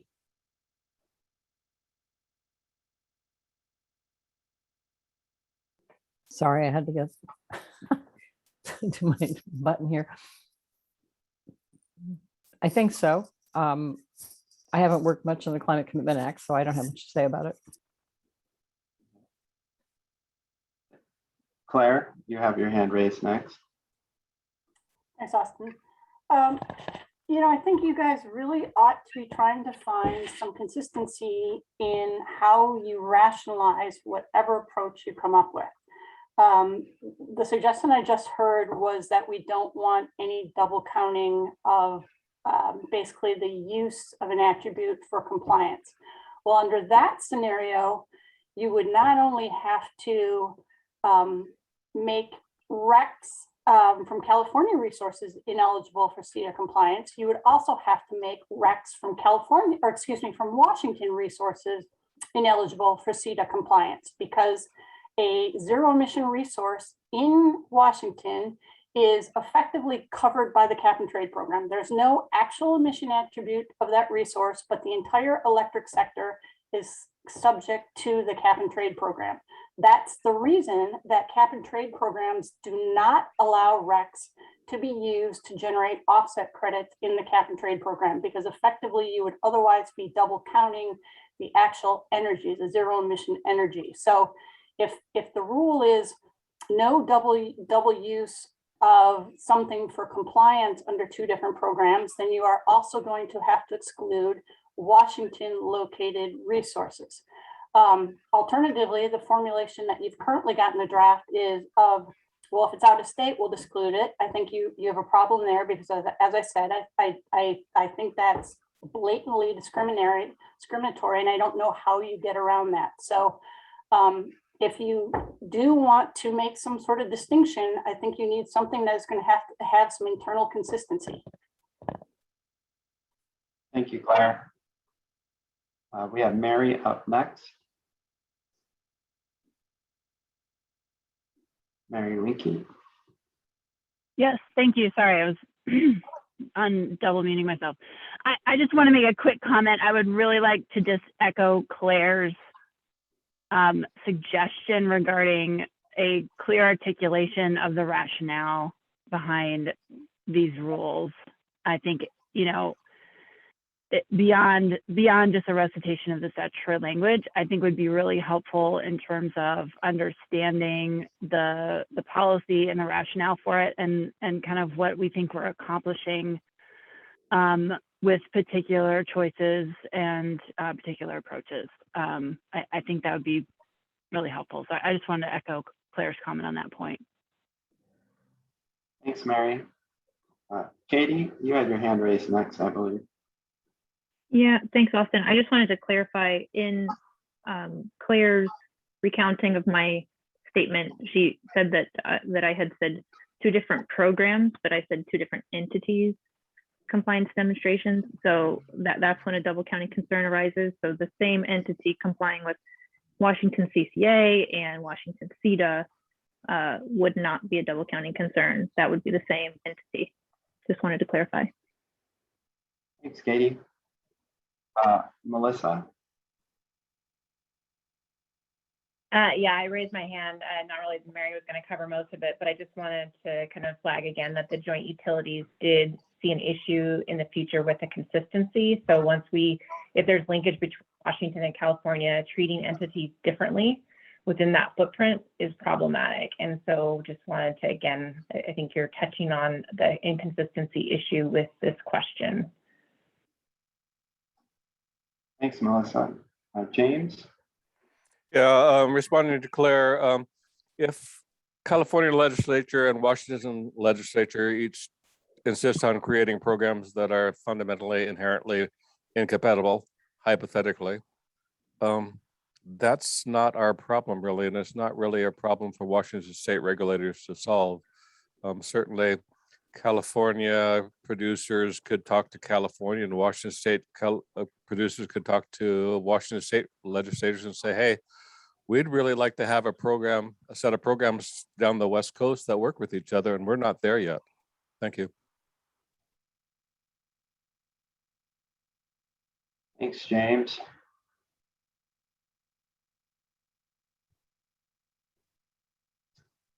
Kelly Hall, just raise your hand. Yeah, I can just very briefly say that I agree with Katie Ware from Renewable Northwest that our concern with double counting arises when we have the attributes, electricity being separated from an attribute and used by two different entities, as long as that attribute, and the underlying electricity are used by the same entity for compliance with two programs, then we also don't see that as an issue with double counting. Thanks, Kelly.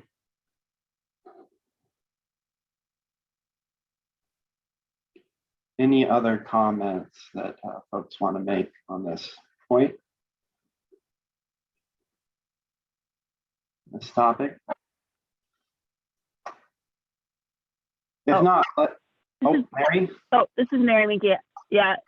So does that mean Pacificor could use a REC associated with a specified sale to, or energy reported to California under California's program?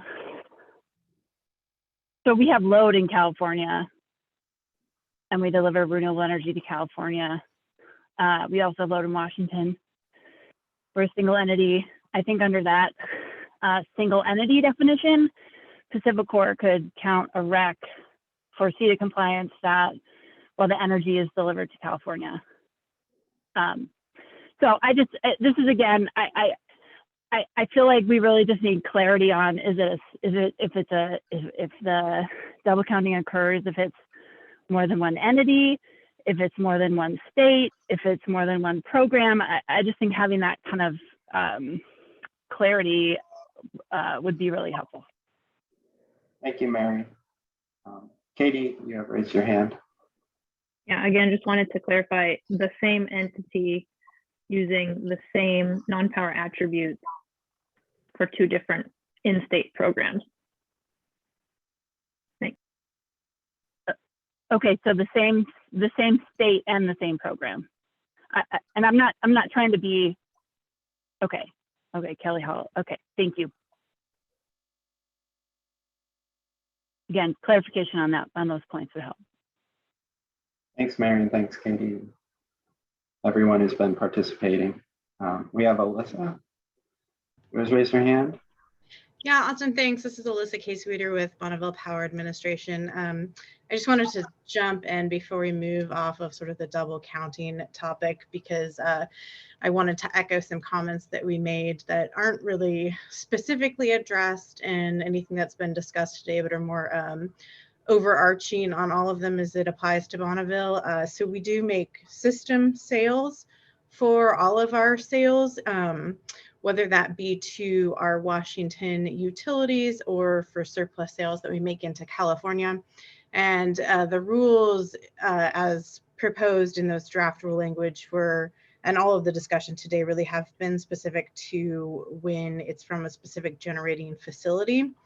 We did submit comments that have some proposed language that we felt would work given the intent of where Commerce and UTC appeared to be going with the double counting rules in those draft rules that would work for Bonneville system sales. And, wherever this ends up going, we want to put out there that we are here to work with Commerce and UTC to think through, and other stakeholders to think through how the language should reflect the intent of CETA, but also be reflective of the fact that Bonneville makes system sales, not from a specific generating facility to a specific customer in Washington or a utility in California.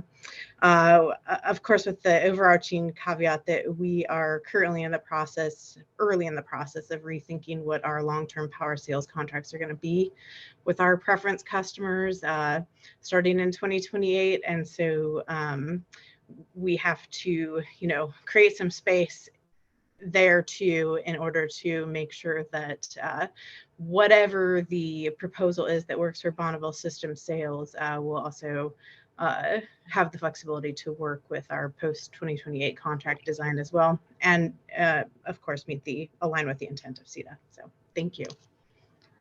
Thank you, Alyssa, for those comments. At this time, I'm going to move us to, we're going to stick on the topic of double counting, but move to the identification of greenhouse gas programs subtopic. In our rule language, we use the term greenhouse gas cap program. And we are wondering if that term should be defined.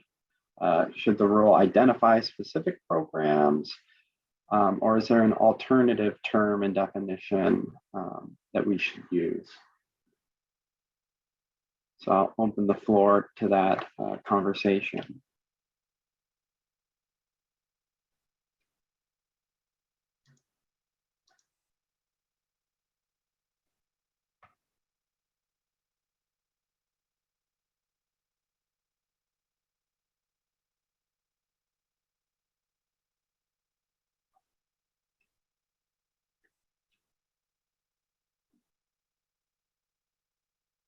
We did receive feedback from folks in their written comments on this topic, and we'll take those into consideration, but also just providing an opportunity for folks to discuss it here at this workshop. Melissa.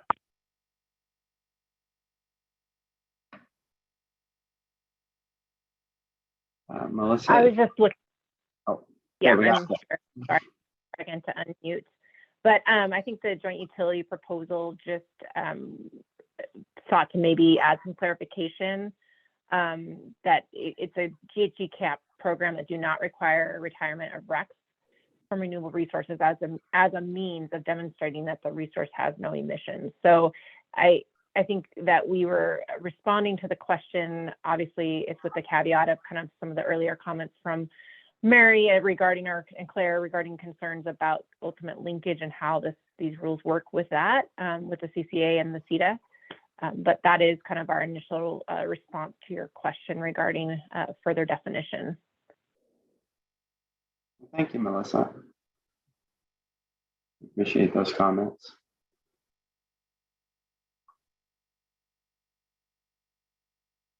Claire. Well, you know, I think this is unnecessary and is going to cause problems down the road. But if you insist on continuing with this approach that there is double counting, if the power is either assigned a zero emission rate or specified as an import into another program, then you might think about further caveating that we're talking about cap and trade programs that are not contemplated for linkage with the Climate Commitment Act. Thank you, Claire.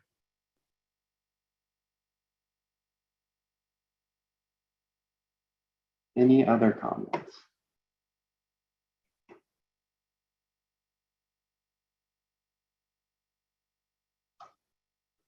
Well, if not, we will turn it over to Steve Johnson at the UTC to talk about storage and accounting. So, Steve. Thank you, Austin. And thanks for the participation, folks. We're moving on to item 6, draft rules for storage accounting. We heard some comments on storage. I'm not going to start this with a long soliloquy. I could try to ask some questions, but this is really an opportunity for stakeholders to provide additional feedback or explain nuances or concerns they have with the rules. So I'm going to open the floor up, but I'll again encourage investor-owned utilities to speak up with any concerns they have about the draft rule as written and as it relates to the rule on used. So I'll stop there and encourage investor-owned utilities to speak first if they'd like.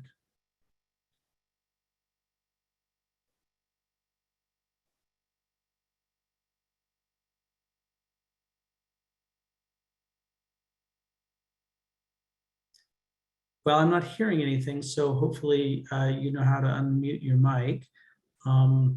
Don't need to call on people. It looks like James would like to speak. Go ahead, James.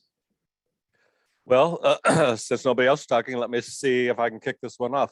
I thank UTC for the definition of use in regards to batteries, where they define use as power flowing into and through customer meters, which I suggest is the correct definition of the word use everywhere.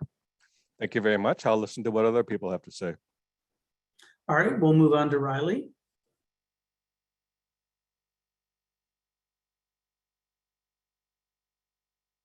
Not hearing your voice, Riley.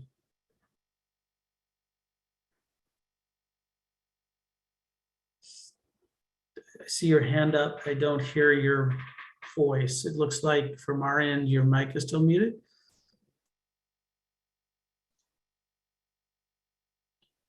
Yeah, it looks like his phone mic is muted. Okay. Okay, I figured it out. I'm so sorry. I'm having a hard time with mute today, not just this meeting. We don't have any concerns. The section on storage. Okay. Well, not hearing from the other two IOUs, I do have a kind of a question, and maybe I'm making some assumptions incorrectly in formulating the question, but I'm seeing a trend toward a co-location of batteries and renewables such as wind and solar that are connected to the bulk electric system. And my understanding is that those batteries would be on the generation side of the revenue quality meter that measures the injection into the bulk electric system.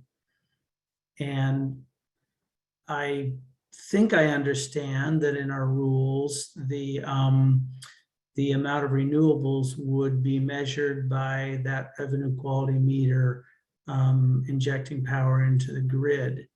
So if you have a co-located storage and renewable facility, and you compare it to a renewable facility, a generator that doesn't have co-located battery, the co-located facility will incur losses as that renewable energy passes through the battery prior to it being injected, the power being injected in the bulk electric system. So it seems like it will end up getting less credit for renewable energy than a standalone facility would, even if the standalone facility injected that power into the bulk electric system and immediately shipped it to a storage unit. I don't know, I don't see statutory requirement to treat these two types of facilities differently, or this configuration of renewables and storage on the grid differently.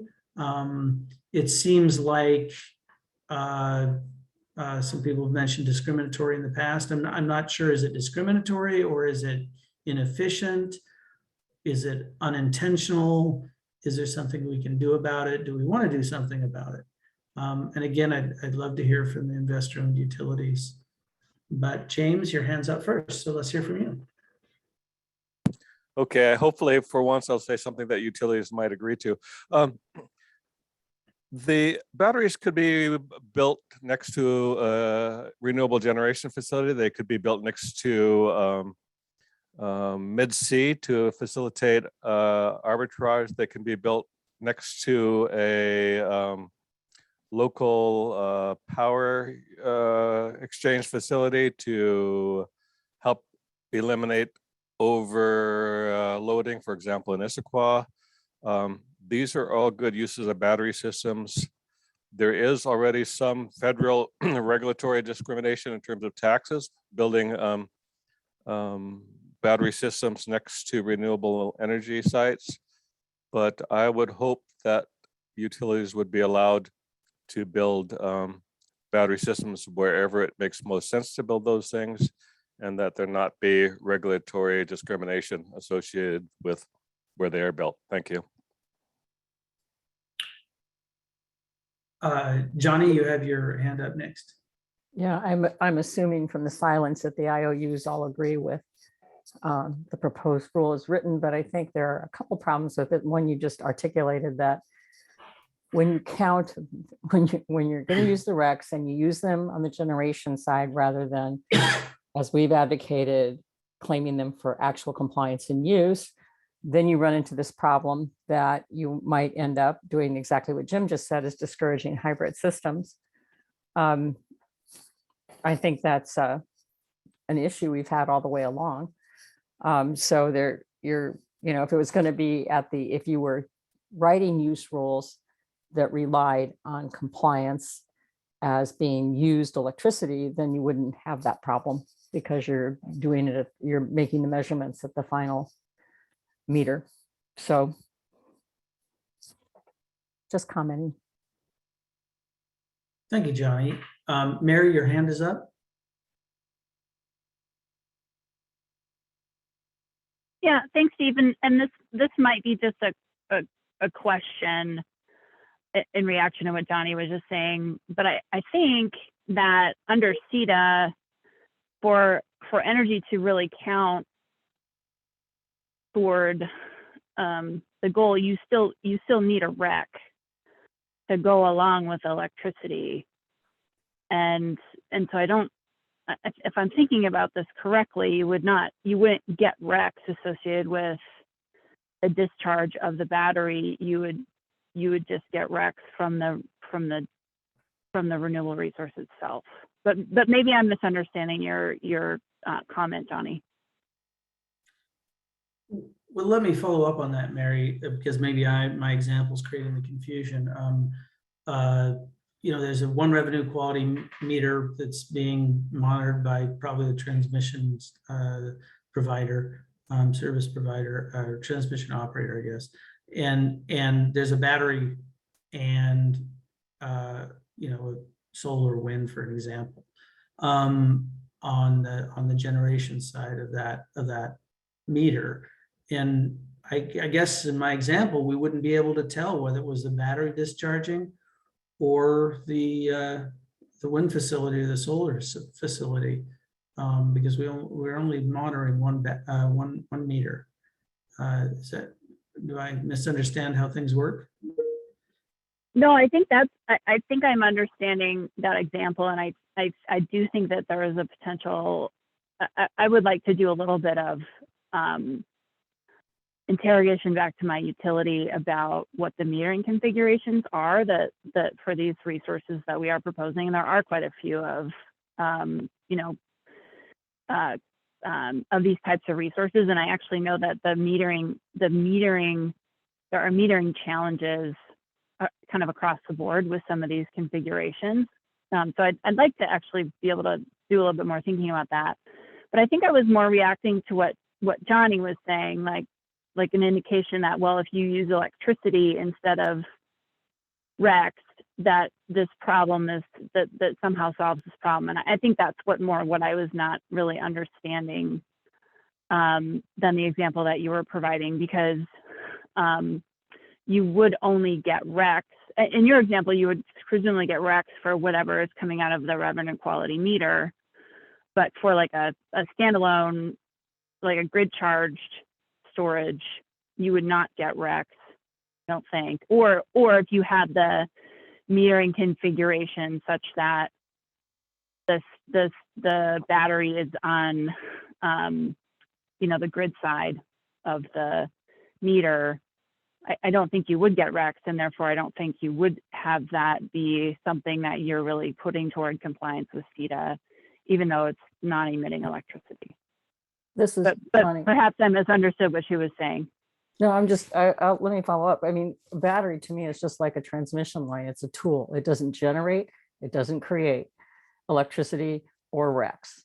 So what I was saying was, if we had a system being proposed like we've advocated, that at the end use, the utility claims so much electricity for compliance and then retires related RECs to it, it's a lot more straightforward and doesn't even have to worry about storage than if you're at the front end deciding where is the electricity and the REC going, and is it stored somewhere or not. That's all I was saying.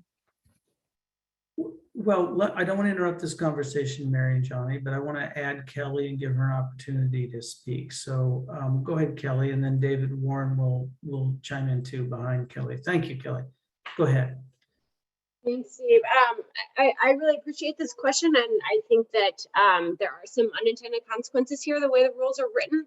And I think a lot of this goes back to use and how we're defining use and how we're defining utility compliance. I think the point that Johnny is raising is that, you know, a lot of the rules are drafted in a way that makes compliance attribute based, and matching, you know, having sufficient megawatt hours or sufficient recs to those recs being equal to retail load. Something that, you know, NWEC and Climate Solutions have long advocated for is not just looking at what is your retail electric load and looking at how many megawatt hours are generated, but how many megawatt hours do you have to generate in order to meet that retail load? And those are two different numbers for compliance then. And I think what the draft rules around storage do is still allow each megawatt hour of renewable energy that enters, you know, charges a storage facility. They get full credit for that, even if you have efficiency losses from the battery or whatever storage facility you have. And as I put in my comments, an example, you know, that means that if you have 100 megawatt hours of clean energy going into a battery or storage facility and only 80 megawatt hours are discharged, utilities are getting credit for the full 100 megawatt hours under these rules. And that creates a pretty big loophole for 20 megawatt hours of gas or non-compliant energy to serve load. And so we have some pretty large concerns with the way these rules are written. But again, I think that this all goes back to the discussion around what it actually means to use electricity and what utilities get credit for as this energy goes into a battery, or as Johnny mentioned, line losses and other losses that are incorporated. So I guess just to summarize, the way that we are viewing compliance, or would like to view compliance, is that we need to be incorporating all of the energy utilities are using to actually serve their load, not just matching megawatt hours generated with megawatt hours of retail load. Okay. Thank you, Kelly. We're going to move to Dave, and then it'll be Katie, and then Wendy, and then Riley, and then we'll go back to Mary, like pretty close to that order. So go ahead, Dave. Thanks, Steve. Dave Warren here today representing Copenhagen Infrastructure Partners. They're, of course, building pump storage projects in Klamath and in Goldendale. I think I'll go back to your example, Steve, is when the storage is located on the generating facility. What's missing here, I think, and what's missing maybe in our whole compliance scheme is we retire thermal capacity and get increasing variable renewable energy. Storage provides that conversion through storage provides the dispatchable capacity to our variable renewable energy. And without storage and without valuing that capacity, especially in the absence of organized capacity markets, it's not just a line loss. Storage provides both that dispatchable capacity and ancillary services. So it's not just an efficiency drop. What we don't have, and we filed extensive comments on this, is a way to value that energy loss. All of our compliance mechanisms are in energy, renewable energy credit, our energy imbalance market. We haven't yet acknowledged, I don't think, that the capacity that storage has to provide as we retire thermal capacity over the next 20 years. So as it goes so far as the way the rule's written, I don't think a REC should be retired. Storage should not be a use, because then coming out the other side on the discharge cycle, it becomes unspecified sources, and that's certainly untenable, and that devalues storage further. I don't know yet what the answer is. We filed comments asking for that efficiency drop through the round trip cycle to be valued somehow as that conversion to capacity. So in your example, even if it's behind the meter, there is less energy coming out than came off of the turbine or the panel, but it's now dispatchable, right? It comes out at a time that it's needed. So So I don't know what the answer is. I don't know if we have the authority under CETA now to value capacity through storage or not. But I don't want to lose that value of storage in this coming variable energy grid that we're building. Thank you. All right, thank you, Dave. It's good to hear from somebody that's actually trying to build these things. Katie, you're next. Thanks, Steve. So Renewable Northwest provided comments supporting the draft rule at the moment because we don't want to create a disincentive for utilities to procure storage. We view storage as a very important component to compliance with CETA and what we need in the state to meet CETA standards. So we want to ensure that the RECs associated with those hybrid resources are not devalued. So we support the rule at the moment, but we do suggest revisiting the rule in the future as more storage resources come online. The efficiency losses could create a more sizable compliance gap, as Kelly alluded to.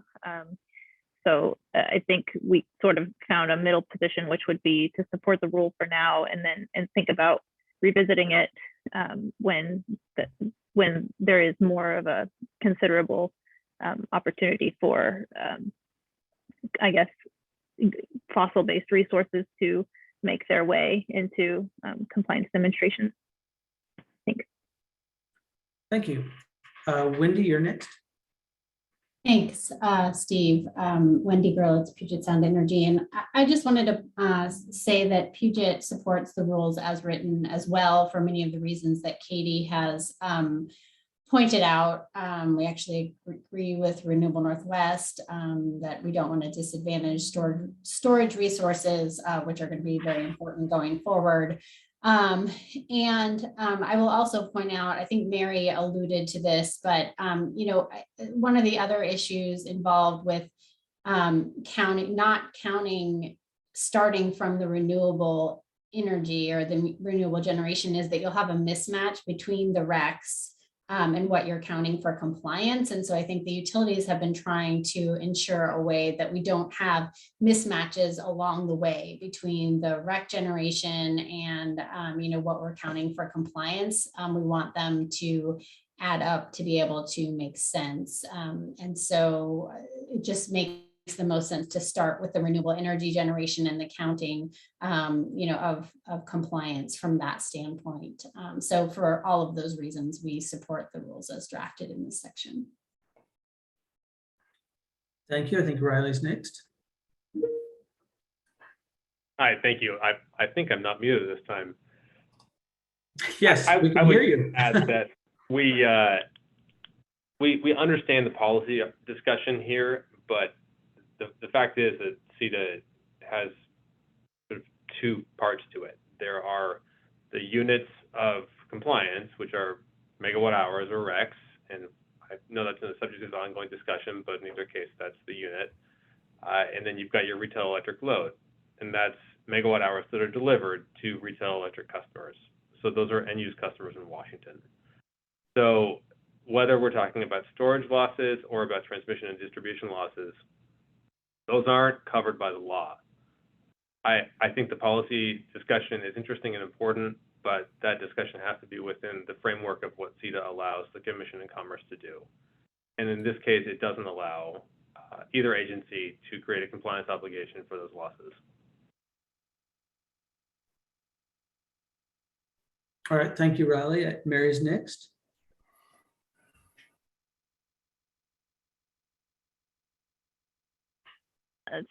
Thank you. And I also just want to echo,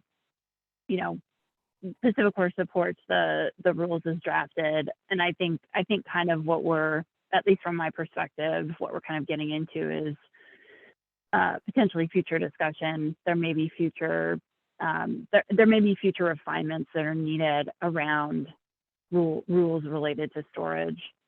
But one of the things that I had been thinking about in terms of, the rules specifically saying that battery charging is not retail load, which I think is appropriate. But I think then there may be a circumstance where you are generating renewable energy and producing RECs to charge that battery, but then you may then have more energy than you need in the same period of time. And I'm not saying that, I'm not articulating this very well, but I'm wondering if there's an interface between that logic and then also how you end up creating, retained RECs. To me, it just feels like, if that battery charging is not retail load, do you end up with it in a retained REC situation from battery charging? So I don't know. I'm maybe not articulating this very well, but I just think we need to be thoughtful and think through in the future a lot of how these frameworks really apply to storage and ensure that, we aren't creating unintended consequences that disincentivize the development of storage. Yeah, thank you, Mary. And believe me, I've mumbled quite a bit to myself, unable to figure out how to articulate some of my thoughts. So it's a very complicated subject, and we don't have to have the perfect answer here. We really do want to think it out. So I encourage people to just, to give it a good try. I am interested in improving the rules incrementally, and with regard to what seems to be a different treatment under the rules, which isn't something CETA requires, and I can't see why I want to recommend to the commissioners that this treatment be different, but it is different under the draft rules. So if at some point, not here today, but some other point, people want to propose any kind of an addition to the rule that would alleviate this problem, I'd be welcome to hearing it. But I'm going to pass it next to Kelly, and then we'll go to Dave, and then on through the list. So go ahead, Kelly. Thanks, Steve. Just two quick things. First, I want to respond to some of the comments around losses, and just want to remind folks that the law doesn't necessarily say generate renewable energy or non-emitting energy in an amount equal to retail load. It does say use.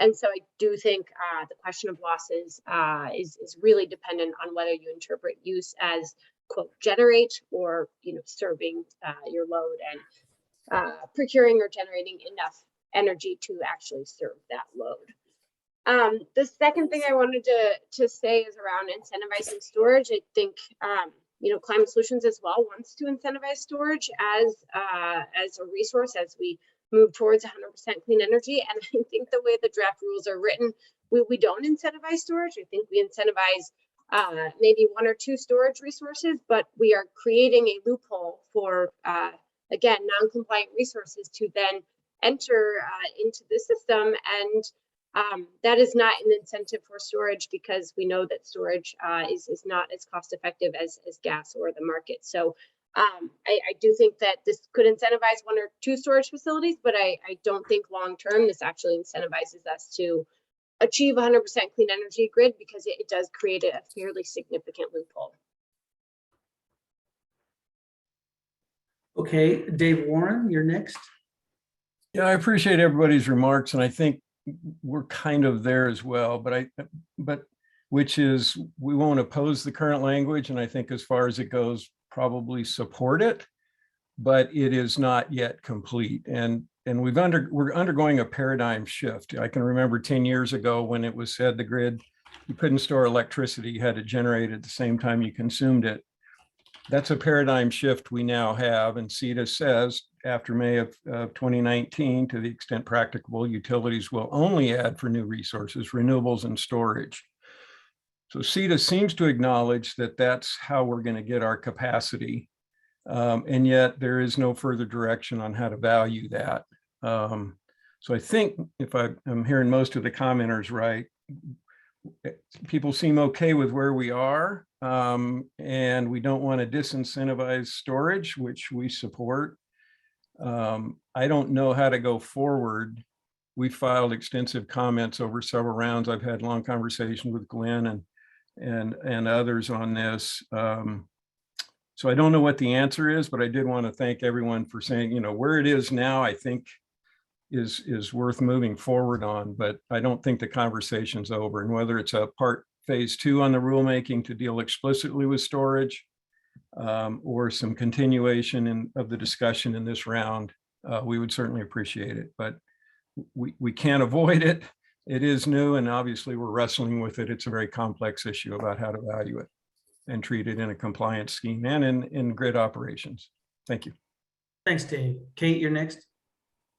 Yeah, thanks, Steve. I just wanted to clarify, I showed support for the draft rule as written and recommended revisiting of the rule, but there's been some conversation around lining up the amount of megawatts, or sorry, the amount of RECs with the load that doesn't actually reflect efficiency losses. And I just wanted to clarify that we want, that we would like the RECs associated with the charging of the resource, the charging of the storage to remain associated with the electricity that is discharged from the storage. Did that make sense? Yes, and if I can't remember what you said tomorrow, I'll call you. Okay. Thank you. Sure. Wendy, you're next. Yeah, I guess at the risk of diving into the discrepancy on use, I did want to push back a little bit on Kelly's narrow interpretation of the use by saying, you know, the renewable generation that is going into that storage unit is absolutely essential to the operation and functioning of that storage. And so in that regard, it is absolutely being used ultimately to serve, you know, in our case, Puget Sound Energy's customers. And so I think the narrower the interpretation of use, the further you're getting away from sort of the typical used and useful standards that the commission uses to evaluate, you know, utility investments. And so I think it's really important to take a look at how we're determining what's actually being used. And I would actually submit that the procurement approach allows us a really good approach here, in that what customers are paying for ultimately should be the things that are being used to serve their electricity. And so I just couldn't resist the opportunity to just push back on that a little bit. Steve, can I quickly respond to Wendy? Yes, a short response, and then I want to sort of get everybody a chance to speak before we wrap it up. Great. Wendy, I completely agree. I think that when we're looking at a storage facility, all of that energy is being used. That's why my point is more on the how do we calculate what all energy is being used to serve load, and not just match generation with retail electric load, because we know that utilities generate far more than their retail electric load to actually serve that load. And so there's a mismatch there. But I agree with you, this energy is being used. We just need to figure out how to calculate what the compliance obligation actually is. So I'm gonna go to James and then Johnny, but I wanted to also make things just a little bit more complicated. The Northwest Power and Conservation Council's resource adequacy work recognizes that storage and utilities with load, it can absorb natural gas output over the night and pull back on the water they're using in the hydro system, and then provide more capacity during peak hours. I want to put in your thoughts, and not necessarily for today, but just in general, that scenario I had for the co-located storage and renewable behind the revenue quality meter. If energy, let's say from a gas plant, let's imagine, is scheduled back into that storage unit, and then the storage unit is discharged later, how are we going to tell? I mean, right now the rules are written that whatever outgoing energy on that revenue quality meter for that facility is going to be counted as renewable. But in the middle of the night, power could flow in, and I'm not even sure we'd know what power it is, but we'd be counting the power going out as renewable. So it twists and turns more, mostly in the middle of the night when I'm twisting and turning in bad dreams. So if anybody has answers to these, let me know, and you can contact me after this meeting or Commerce. But I'm going to wrap it up now with James and Johnny. Yeah, I just, in terms of storage, we always think in terms of batteries, but I just want people to keep in mind that the vast majority of storage we have in the Pacific Northwest is in the form of water stored behind hydro dams. And a lot of it by BPA, and I would like to the extent that fish can tolerate it, I would like to see maximal use of that inherent storage capacity we have. For example, perhaps in the form of utility contracts with BPA to do wind or hydro integration, quote unquote, and to make sure that we don't have rules that are prejudicial against the use of water hydro modulation, or pump storage is prejudicial against those forms of energy storage. Thank you. Okay, Johnny, and then maybe we'll still be able to get Kate, but we're trying to wrap it up here. But I'll try to be short. Well, take your time. Just okay. We have time to hear from you, but we're maybe cutting the line off at some point. Okay, I was just going to say, because Wendy triggered this thought, is that right now my understanding is when utilities are calculating how much power they need to serve their load anyway, they take into account transmission and storage losses, and their customers pay for those losses as part of the whole package of getting power. So it doesn't really change, if I was hearing you correctly, Wendy. I think the point we were saying is that keeping it at that place of actual consumption, and you're saying this is how much electricity it took to serve our load, will end up accounting for that and not confuse it with whether power is coming in or out of the battery. In that sense, I think focusing on the battery as anything but a tool is going to make this very confusing. Okay, well, thank you. Kate, let's make you the last commenter and then we'll move on. But if there are other issues, people, if folks want to keep discussing this particular issue, we can further down the agenda, or we can have individual conversations later. So Kate, you're it.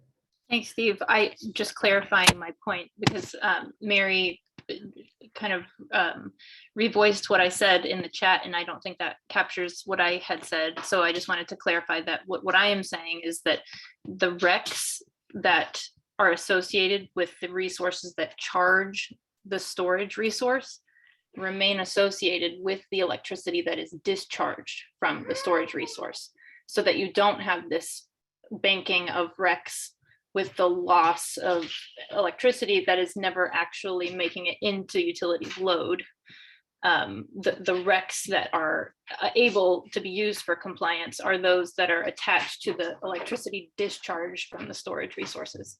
Thanks. Okay, well, thank you for that comment. This has been a lively discussion. I appreciate the participation. And Kate, your hand is still up, but I think I didn't cut you off, did I? Okay, excellent. I'm going to hand it back to Stephen at Commerce to move us along. But again, if there's other topics you want to talk to, you can voice those to Stephen. Thanks, Steve. I'm actually going to pass it off to Glenn to lead on the other subjects, and encourage folks, if you have any, to let me know, or if you want to speak during public comment, we'll go there right after.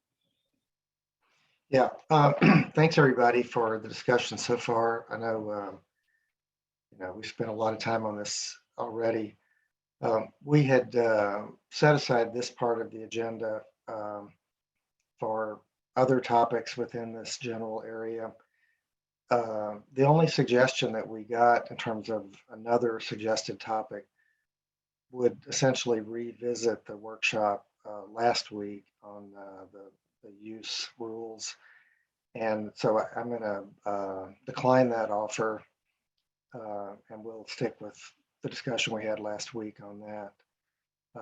And so absent any other topics that are more closely aligned to the discussion today, I think we'd be ready to move into the public comment phase. So now I will hand it to you, Stephen Hershkowitz. Thanks, Glenn. All right, I have not gotten any, I don't believe, requests to speak during public comment. So this is sort of one last chance. If you want to add on to anything that you've said or didn't get a chance to say something that you wanted, you can go ahead and speak. James, go ahead. Hang on a second. Yeah, I'm still hung up on not having a clear definition of what a retained rec is, and so I've written one here that people can listen to or comment on. I suggest a retained rec is a superpower that Washington State utilities and only Washington State utilities have, where if they own or control a bundled renewable resources for even a microsecond, then they can strip off and retain a retained rec, quote unquote, which they and only they can use any way they want, selling off the underlying energy as unspecified. Did I understand how retained recs are supposed to be defined correctly?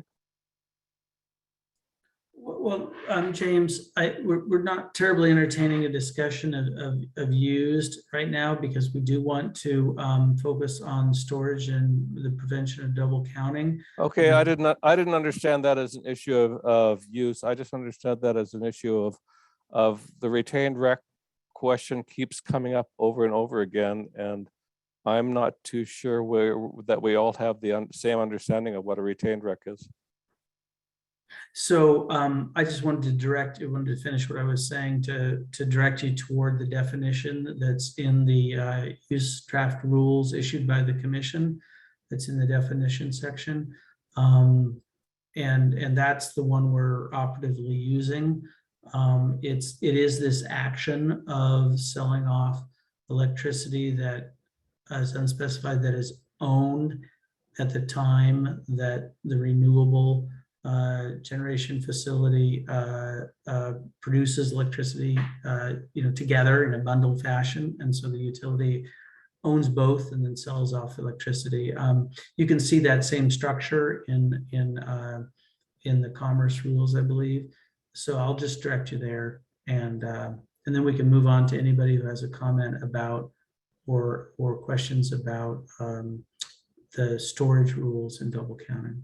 Okay, I think I read that. I think I just have a lot of questions about it that I don't understand. All right. Well, be in communication with the agencies if you like. Thanks, James. All right. Does anyone else have anything they want to say in public comment? And just as a reminder, it's not a Q&A section, so we generally won't respond on these ones, but you're welcome to make any comments that you want.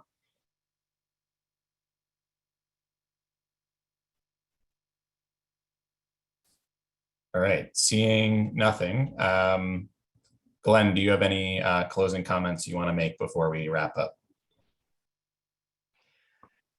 Just, once again, thank everybody for their participation today. I found it to be a very constructive discussion on both topics, and look forward to discussing it with my colleagues at the UTC and try to come up with a final version of these rules. Thank you. I'll second that, Glenn. Thanks. Thanks, Glenn and Steve. Yeah, no other next steps to add to what Glenn said. All I have here is that we'll try to get this recording up onto our YouTube channel as soon as we can. And want to thank everyone for participating and for sending in comments on some tight deadlines. Appreciate everyone working on a schedule that we're trying to get in before the holiday season and, on track to finish on time. So thanks again to everyone, and take care.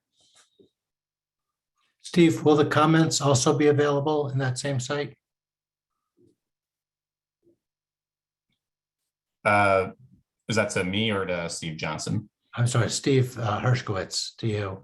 You said that the recording will be available. I just don't know if the comments go with the recording, the public comments. There are separate links on, at least on the Commerce webpage. There are separate links. So one will go to the YouTube channel with the recording, and then another will be that goes to our Box account that contains comments that we received, and that's all on our CETA rulemaking page. I meant the comments in the chat here. There's a lot of good information in the chat.